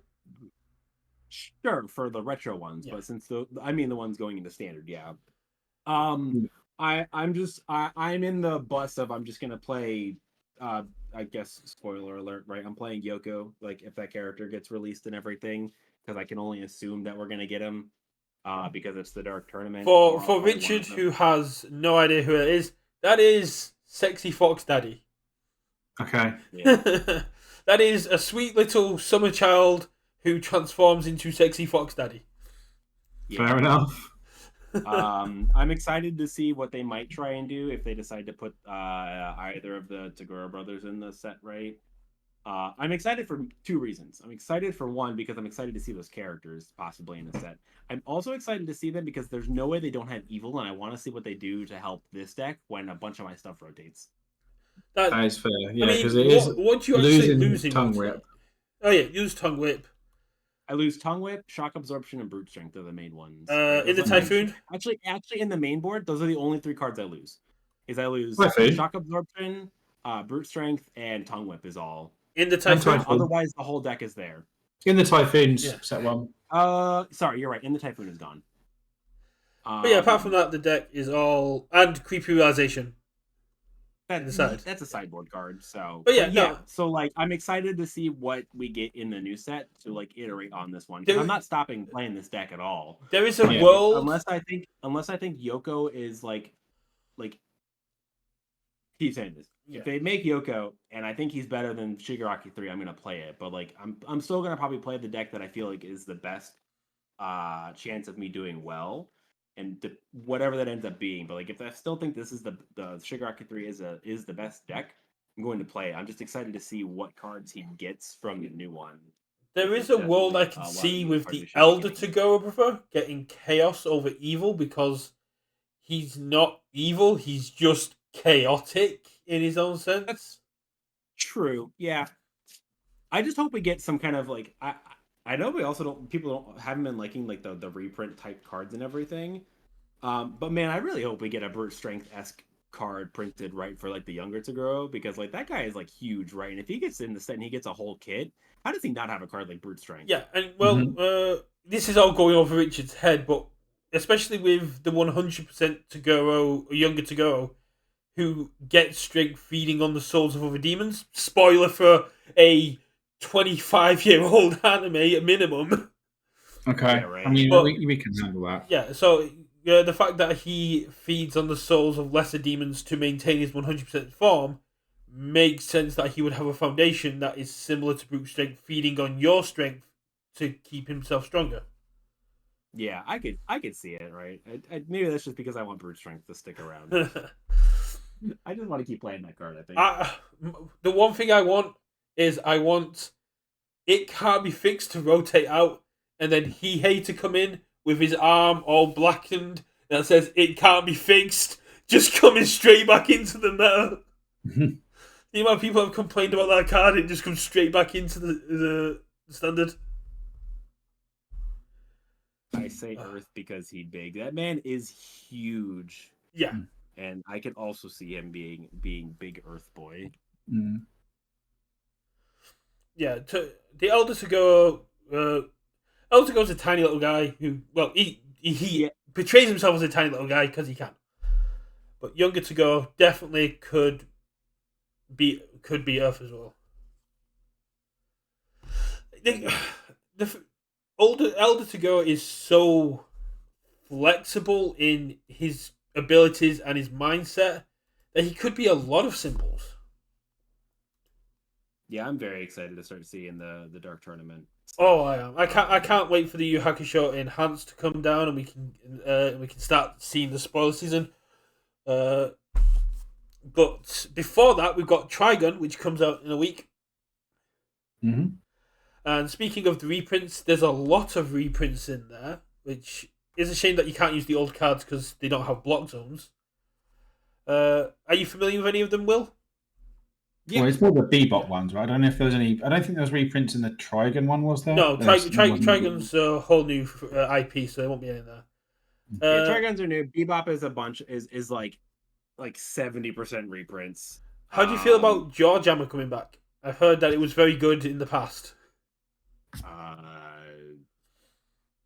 Yeah, hold on. Let me make sure I remember exactly what that card does. It's the one that you destroy Foundation, it gets 4 damage, and it's a throw that already has 4 damage.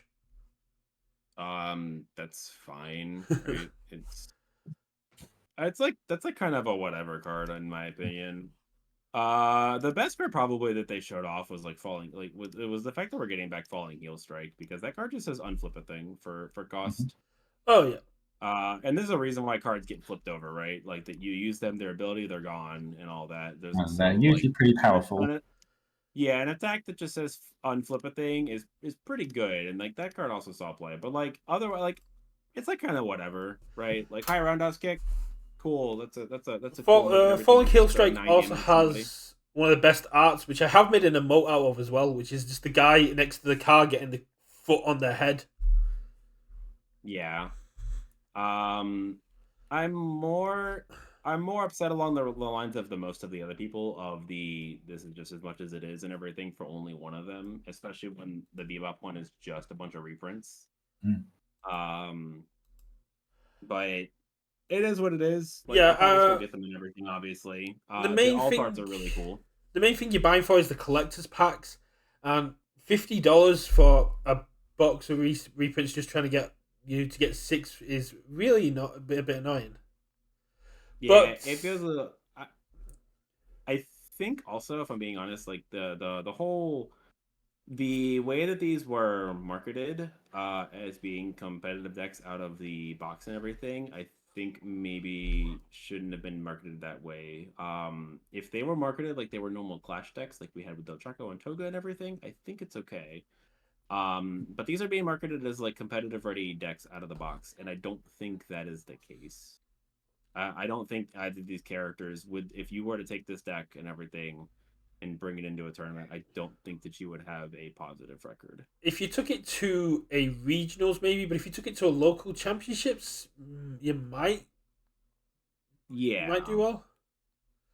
Yeah, these aren't. I don't think they're pitched as being like regional level decks or like even like tournament decks or like a local qualifier or something, but more that you could happily play this and possibly win a weekly locals with it. And I think that's fine for where they're picked. Yeah. But I don't think that was necessarily clear in the pitch, if that makes sense. Yeah, for me, I thought that they were trying to market them as like, hey, these are decks that like you're competitive ready. Take it to like your provisional and everything, and you could win. And I don't think that's the case. Yeah, especially for the price tag. If you're looking $50 to $70 and it's marketed as a competitive deck, you want something that when you look at it, you go, "This is strong. I only have to add a couple of cards to make it perfect." It's like you can't do new ones for this, but like I'm gonna talk about a different company real quick. Like Hearthstone did a thing, and obviously it's easy with digital cards, but like they were like, hey, here's a little bit of money, you spend this, and here is like kind of basically like this is like a take of like maybe 5 or 6 small changes, but here is a deck that is like this was competitive, this performed in these tournaments and everything. Here is this, buy this for like $20 and all that, and that's that to me that's the proper way that you're supposed to market that is this was a competitive deck. Here you go, you can buy it. And obviously in our game it's a bit more difficult because like people can just go collect the cards and everything. So what you're saying is we take like, your list, we mass produce the cards because it's a fairly cheap list apart from like Val Seizing and Blue Torment, and then we just sell it as tournament winning entry level.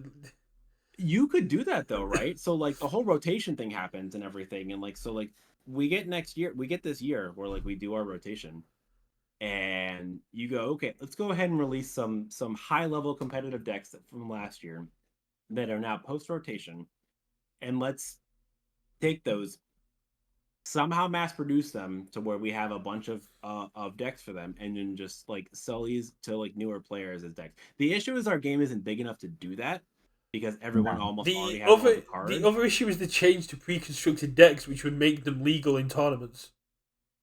No, not necessarily. Not if they've got set one cards. They are. It says as long as the pre-constructed deck is fine, is as is, all the cards are legal.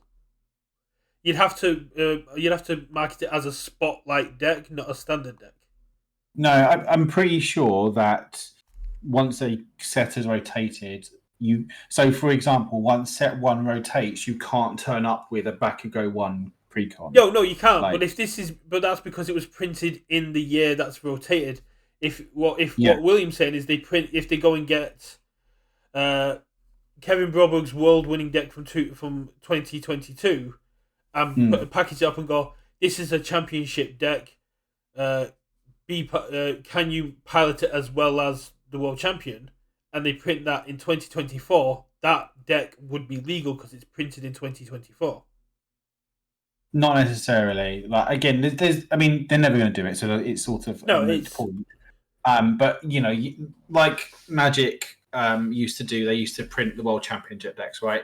But they had different backs, so they weren't tournament legal. They were more collector pieces and fun tabletop pieces, rather than exactly things you take there. But the game isn't big enough to justify that sort of product. It won't sell. And that's the issue, right? Is like everyone in the community has everything. Like the community's not big enough to where there's enough new people constantly getting into the game to go, yeah, let me just go ahead and buy this deck right out the box. And obviously there isn't history, right? It's just like it was last year that these were like tend to be historical decks. I mean, with Critical Role and Attack on Titan joining the fray, we could see another massive influx of players like when MHA joined and I came into the game, you came into the game, and the game grew exponentially. Attack on Titan and Critical Role are just as big, if not bigger, than the MHA fan base. But yeah, I think fundamentally, like the wording they should have used was advanced and not competitive. Yeah. Advanced would have made sense. Like, there are things around these decks that are sort of are probably a bit more complex than Clash decks. I get that, but not necessarily competitive. Or even played into a bit of wordplay going, the challenger decks will challenge your skills in the game more than a Clash deck. Yeah.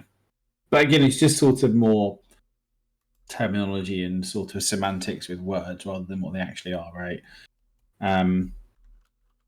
But yeah, we've sort of got away from the looking back in 2023, I guess. Yeah. How about you, Richard? Let's talk about your year in the game and how you fell in love with Starmer Blades. Yeah, I mean, obviously 2023 started off pretty well for me, flying out to Vegas and being part of Worlds, which was a sort of insane thing to happen. Like, I never would have expected that to happen, having sort of, bought a Bakugo Deku Clash deck just to play with my son because he loves my hero, right? And then just sort of getting into the community as a result. And sort of obviously met a load of people over there. Met this other idiot that's on the screen. And then obviously, we started off the podcast, which, it's growing, it's getting there. And then actually getting a bloody locals this year was probably one of the biggest things. For the longest time, it was pretty much just me and the boy, and then we'd travel to events and we'd see people and stuff. But actually having a group of locals. I mean, I don't know if they're listening, but if they are, they're all dicks.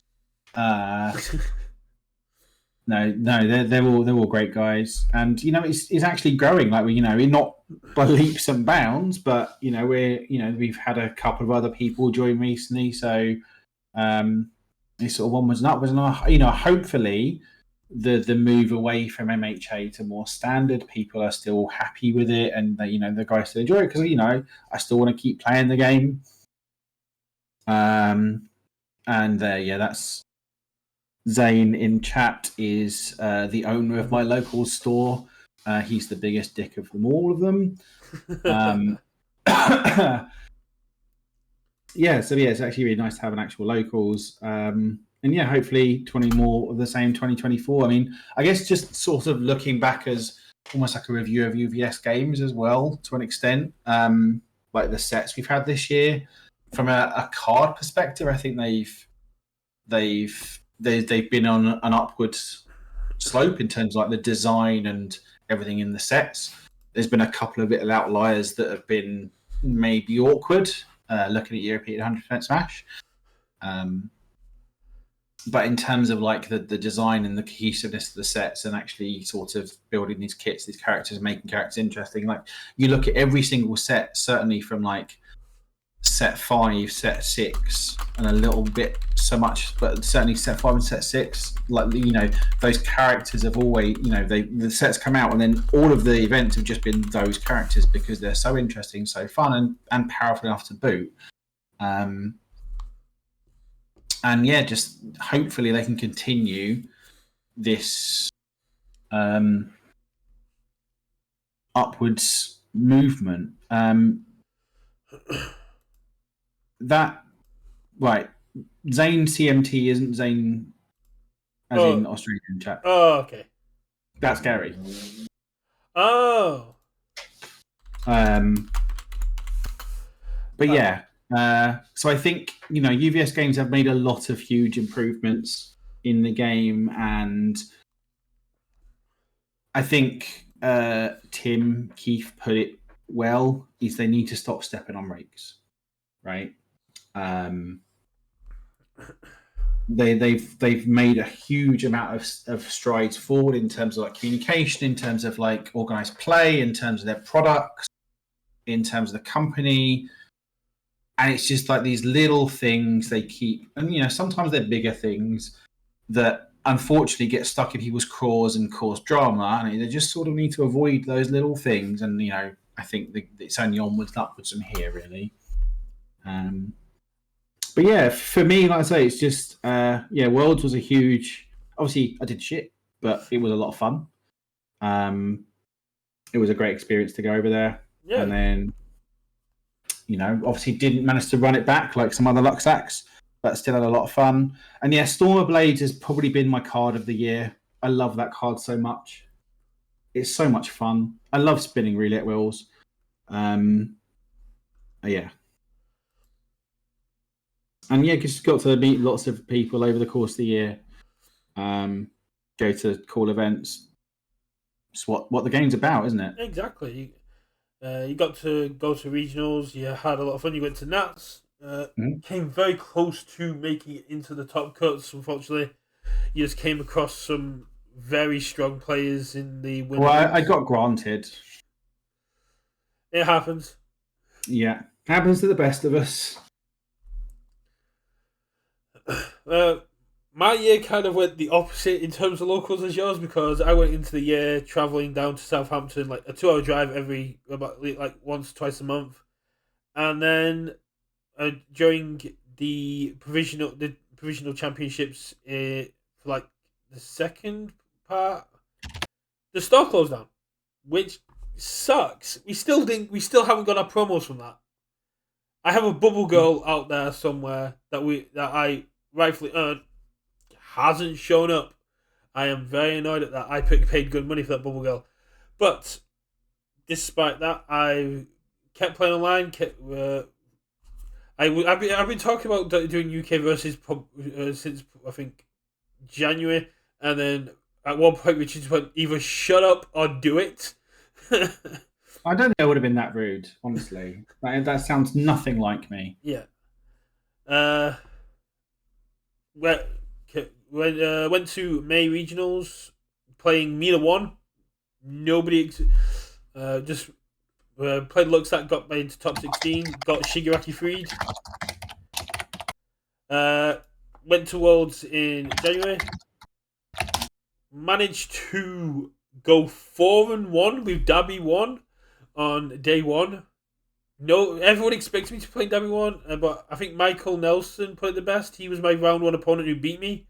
And when I got Dabby 1, and I thought, okay, this is going to be an easy win. And then saw my record at the end of the day and went, oh, no, that's insane, because that was my only loss. It was a lot of fun. Unfortunately, I wasn't able to follow up. I got JJ'd in the face.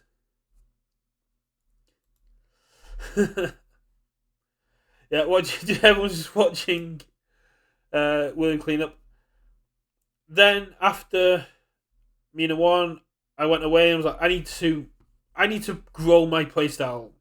I've been playing a weird sort of hyper aggro defensive foundation stand up, and I was like, I want to play something else. And you found a second chaos character to move on to. And I also want to abuse repeated 100% smash. So I looked at it, looked at the characters, and went, Midnight. So I made a list, sent it to Will, and Will went, yeah, no, this has got potential. And he helped me out a lot, so I'm really glad was on the stream. He's off multitasking at the minute, because he put probably just as much work into that deck as I have done. Testing it out, give me feedback.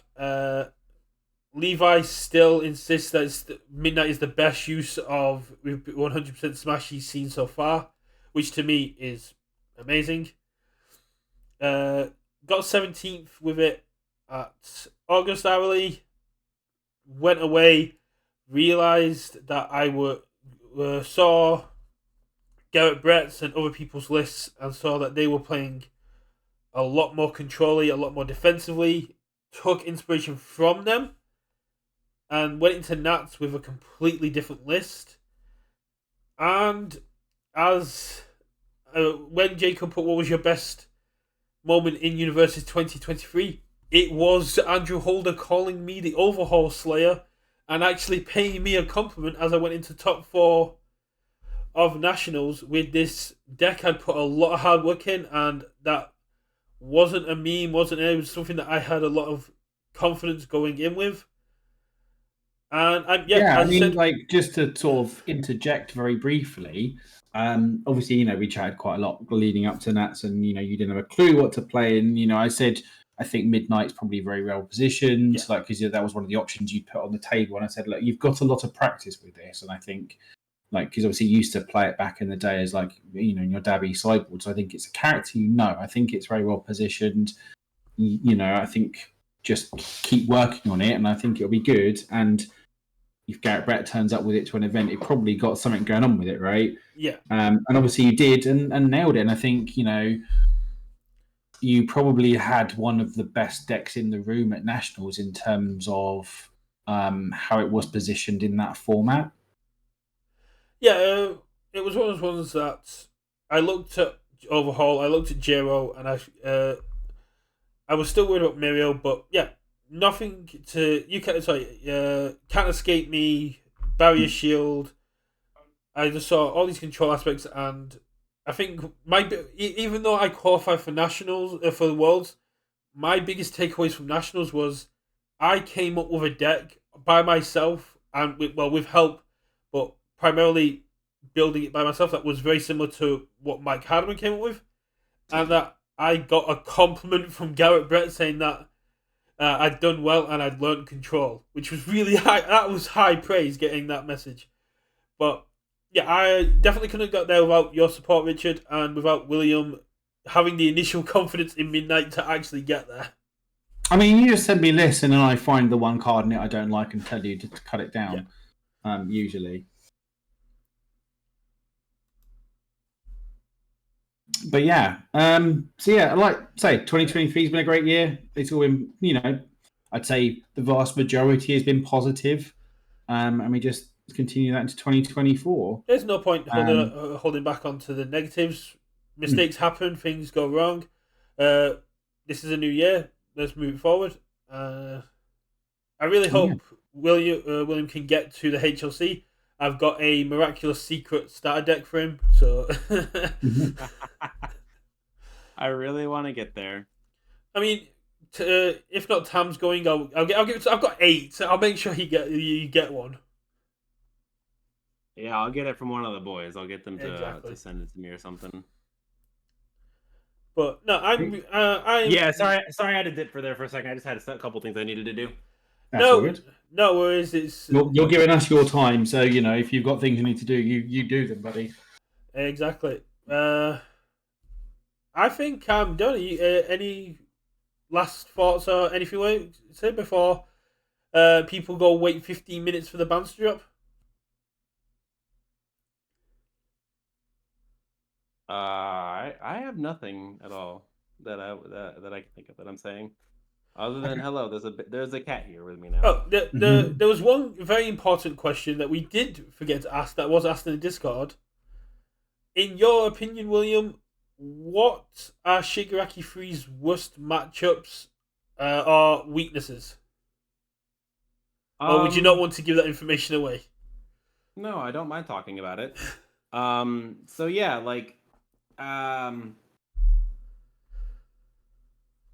it depends on what I build, obviously, but you've got to tax his resources really early on, right? You can't just you can't go build for 3 turns and then try and go in. That's not going to be a game plan you can probably win versus a Shigaraki, because one, it means I have time to get a little bit of momentum probably, and two, I have time to also build up said really good stage. It's like the whole Momo thing, right? Where like you beat her because you are taxing her stage. She is blowing up her foundations to -2 speed and build stuff in, or removing them to pick up blocks. And you have to do the same thing to him. It might not be in destroying the stage because I don't have to destroy that many things, but you're taxing me on I'm using my copies of Fiery Confrontation early, right? Or your Or I'm co-op using my offers, or cooperation offers to block your moves, or my barrier shields. And you've got to get through the initial um resources that I have, because as the game goes on, you obviously can do a lot more things, and it becomes a bit more harder to block. But not putting any pressure on the character is really bad, because then I don't have any. There's no sense of urgency to try and kill you. There's no sense of urgency for me to try and do play that one extra move to get some damage through or something like that. And so if I'm never put on a back foot, um, I already control the game fairly well. But if I'm never put on a back foot, I just get to do that all the better. And it's really hard to claw back into a game sometimes against Shigaraki. And depending on like the time in the round or anything, sometimes the best thing to do, I think, against this character, I know people really don't really do it, is just scoop the game and go to the next one. yeah, Play game one. If game one is lost to you, but you're like at like 25 life, but let's say you're like 20 life, you've only got like 4 or 5 attacks left in deck or anything. You're like, I don't want to scoop. I'm not dead yet, right? Obviously. The issue though there becomes, if it takes you're me just another wasting your own time. 25 minutes to kill you, now you've got game two. I'm going second. You've got to figure out how to kill me in this 15-minute timer and everything, which you can do obviously. Um, but it's going to be tough. And I think sometimes you just need to go, okay, this game is lost. I need to go on to the next one. Let's get the next game started. I'm on the play. I can probably get a decent bit of damage in on turn 2 unless he has exactly like, XYZ card. And then try and win, and then try and steal game 3 from him or something. Or at worst, let's go ahead and end it in a tie. But a tie is better than a loss. And sometimes you just need to say, okay, let's just scoop the game up. Let's go to game 2. So Yeah, kind of the obviously- opposite of the Shigaraki 1 game, where rather than slowing down your play and trying to get enough resources to deal with Shigaraki 1, you need to speed up your pressure and keep Shigaraki being reactive rather than proactive when it comes to Shigi 3. Yeah, absolutely. It's just putting it's a defensive deck. The way you beat them is by putting them on the back foot and punching them in the face. Like, that's just traditionally how most of them go, right?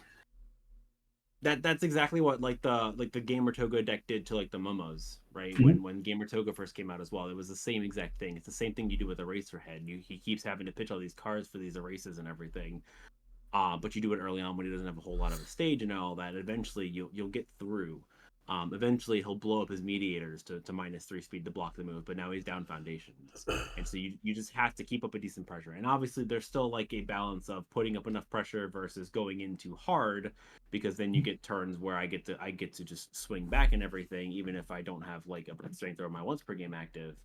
And so obviously that's just a line that you have to determine each game, and that's why it's hard to talk about, how you beat XYZ deck. But yeah, you have to have some some big like aggressive game plan. You can't just do like I'm gonna play these 1 or 2 random attacks and kind of poke you and then just like pass. Like the whole like poke passing is really bad against him. Yeah. You have to put on like a meaningful attack string. Or else it's just I block freely, have no pressure on me, build out, hit you a couple times, and then kill you. So unless you build 3 or 4 foundations against Shigaraki turn 1, you're in trouble. But also still not even though, right? Because like you could build 4 or 5 and everything and all that, but then like your attack string is still like it could still get like just stopped, or if you just check bot on 1 attack. Oh, sorry. That's actually the other thing, probably. Sometimes you just need to fail the move that I respond on. sometimes just fail the move, right? I respond with my character. I give it -1. Let's say we're playing something on a 5, but it's impactful, right? And you check a 3, and I go, okay, well, I don't want you to have this card. I'm gonna make you check a 2. Just fail it. Yeah. It's fine unless you have like no other attacks in hand, right? Like, or not even honestly. Actually, no. Even if you don't have any other attacks, right? Just go. You know what? Okay, we'll take a turn off. We'll stop. We'll build 3 more and everything. Hold 2 in hand, and go back to him. Now I've got 7 foundations. Now it's okay if I commit 3. Sometimes you just need to fail the card that I'm hacking. Yeah. And obviously I can hack a lot of checks, obviously, especially when I have Twisty out. But like with my character once per turn, that the character response is that's why I use Fiery so much so early, because like that one is the one that's okay that if it's gone. My character being gone, I don't have a lot of flexibility anymore. And so, like, there were plenty of times when I was playing as Vega where I would respond to make somebody -1, and they would go, okay, I guess I'm just going to fail it. And my character's committed now, and it goes, oh, okay, all right, now I can't do it anymore. And sometimes you just have to fail the move and move on. I think we have had a game where where I was playing Asu 3 and I won it because I had 6 attacks, and you just went, fail it, K, fail it, K, fail it, K, and then 3 more attacks came through that you couldn't check hack. Yeah, sometimes you just have to fail the move that he's hacking, even if you really like this double jet pummel's really good, but is it worth committing 3 things and saying nothing else can be hacked for the rest of the turn? It's not usually, but sometimes people just don't want to do that. Sometimes they want to pass the move, and that is something that I think people will do too often, and that can lead them to losing games. It's a good... It was like the Hawks player that I had in the round as well, where I hacked his focus attack, and he goes, oh, I gotta commit like 3 or 4 things for this, but if I don't do it, I'm not putting any pressure on you. But it's like, but then you're committing out. Just fail the move and move on to the next thing. Yeah.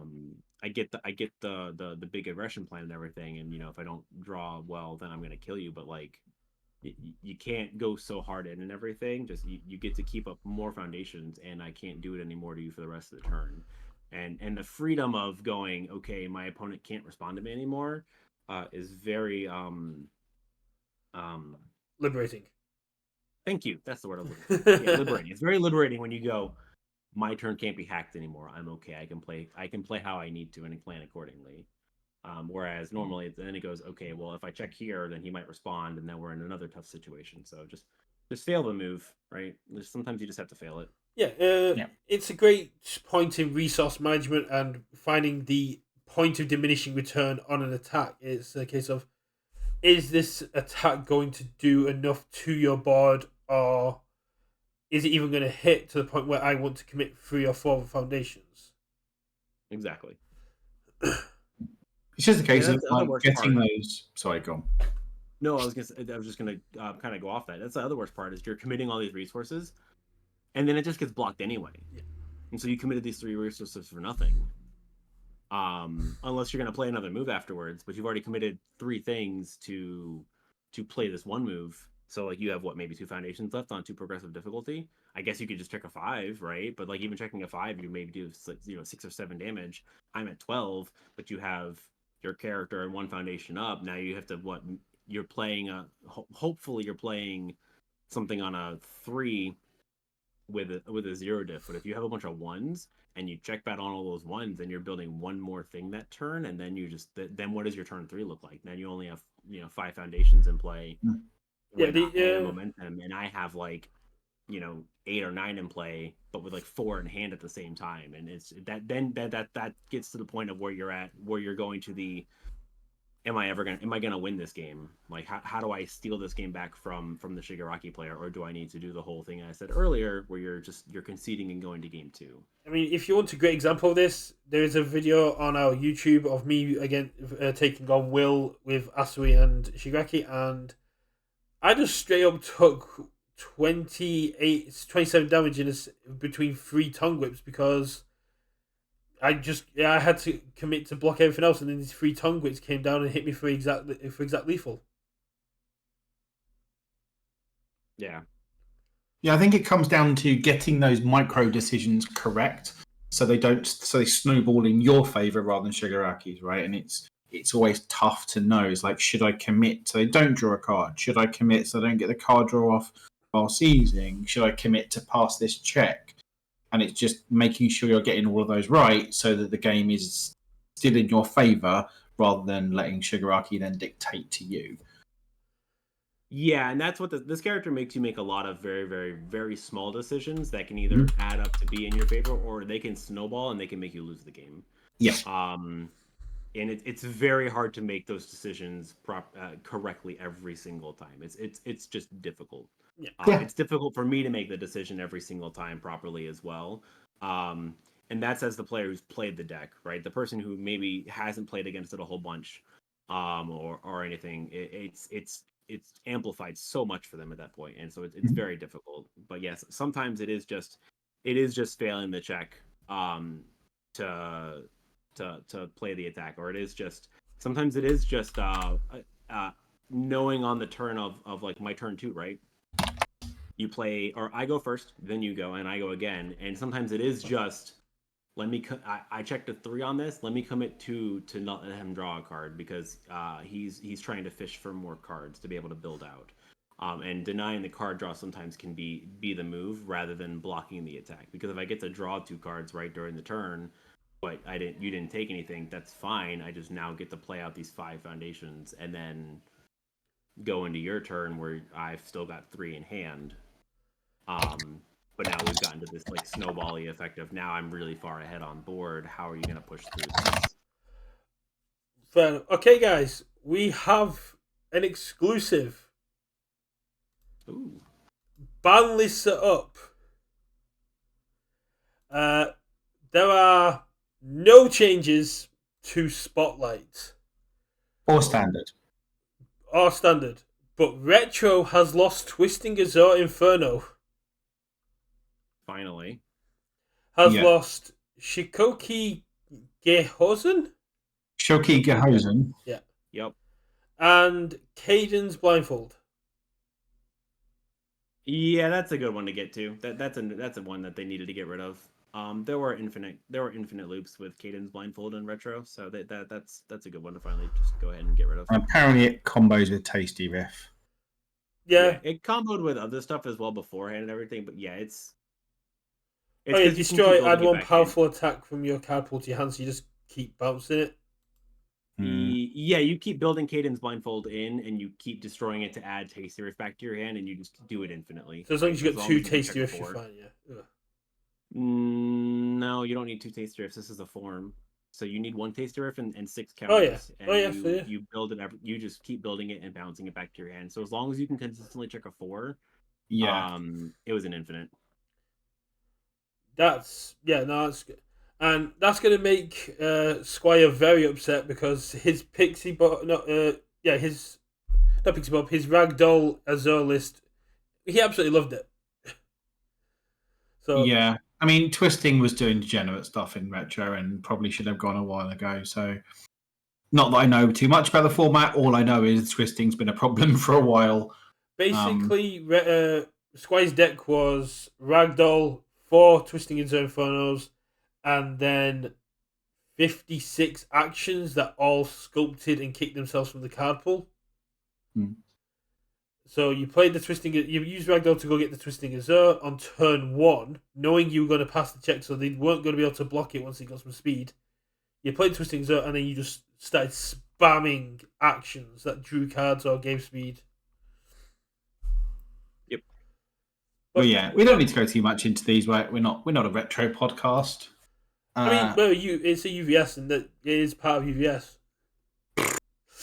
Not part of your UVS. No, exactly. Not in my UVS. Yeah. No, I mean, obviously, I don't know too much about the changes. Getting rid of Caden's Blindfold with Tasty Riff seems reasonable. Twisting, yeah, definitely should have gone.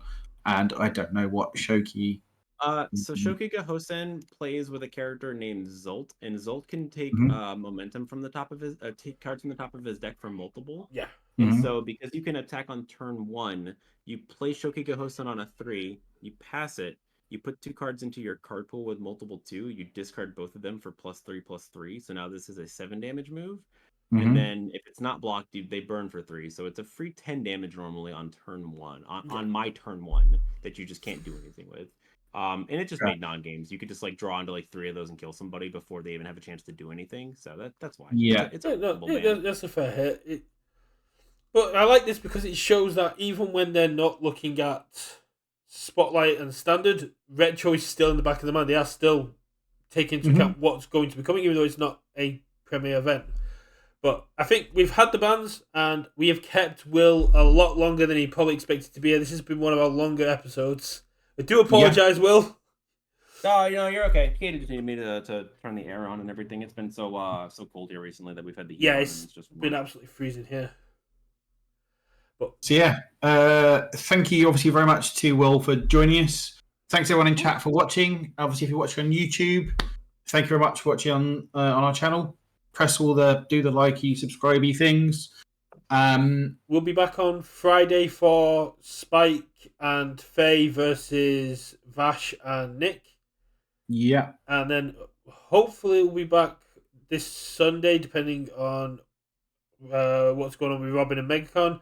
We're trying to get a special UKVersus going there, but it seems to be a bit hard to get enough people to do it.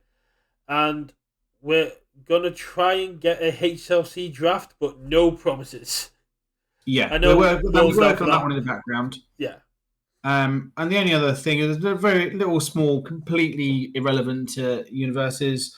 Once I've had time to go use the toilet, make a cup of coffee, and have a cigarette, I'll be going live on my channel, Storm of Blades, to play some Genshin. And more importantly, we're going to be spinning the wheel because it's Raid and Shogun Day for anyone that plays Genshin. I've got lots of wishes to be spamming into that, so I'm going to be streaming that and hoping my Is pulls that are good. the Fundery one with the big hat? It's the Archon of Inazuma, yeah. So like the big lightning lady. Yeah. I know them from what they look like because Robin cosplays them. I don't know what. Purple lightning lady. I don't think she's got a hat, but Oh, is that the one that Tim Keefe's trying to C6? no, that's Chevreuse. Yeah. If you want to know what C6 is in Genshin Impact, join Storm of Blades for the Genshin Impact stream. Again, big thanks to Will for being here. If you want to communicate with Will more, he's on every single Discord server you can think of, or always hanging out in some content stream. Mm-hmm. Cool. Thanks everyone, and we'll see you all soon. Yeah, we'll see you in a bit. Have a good day. Bye.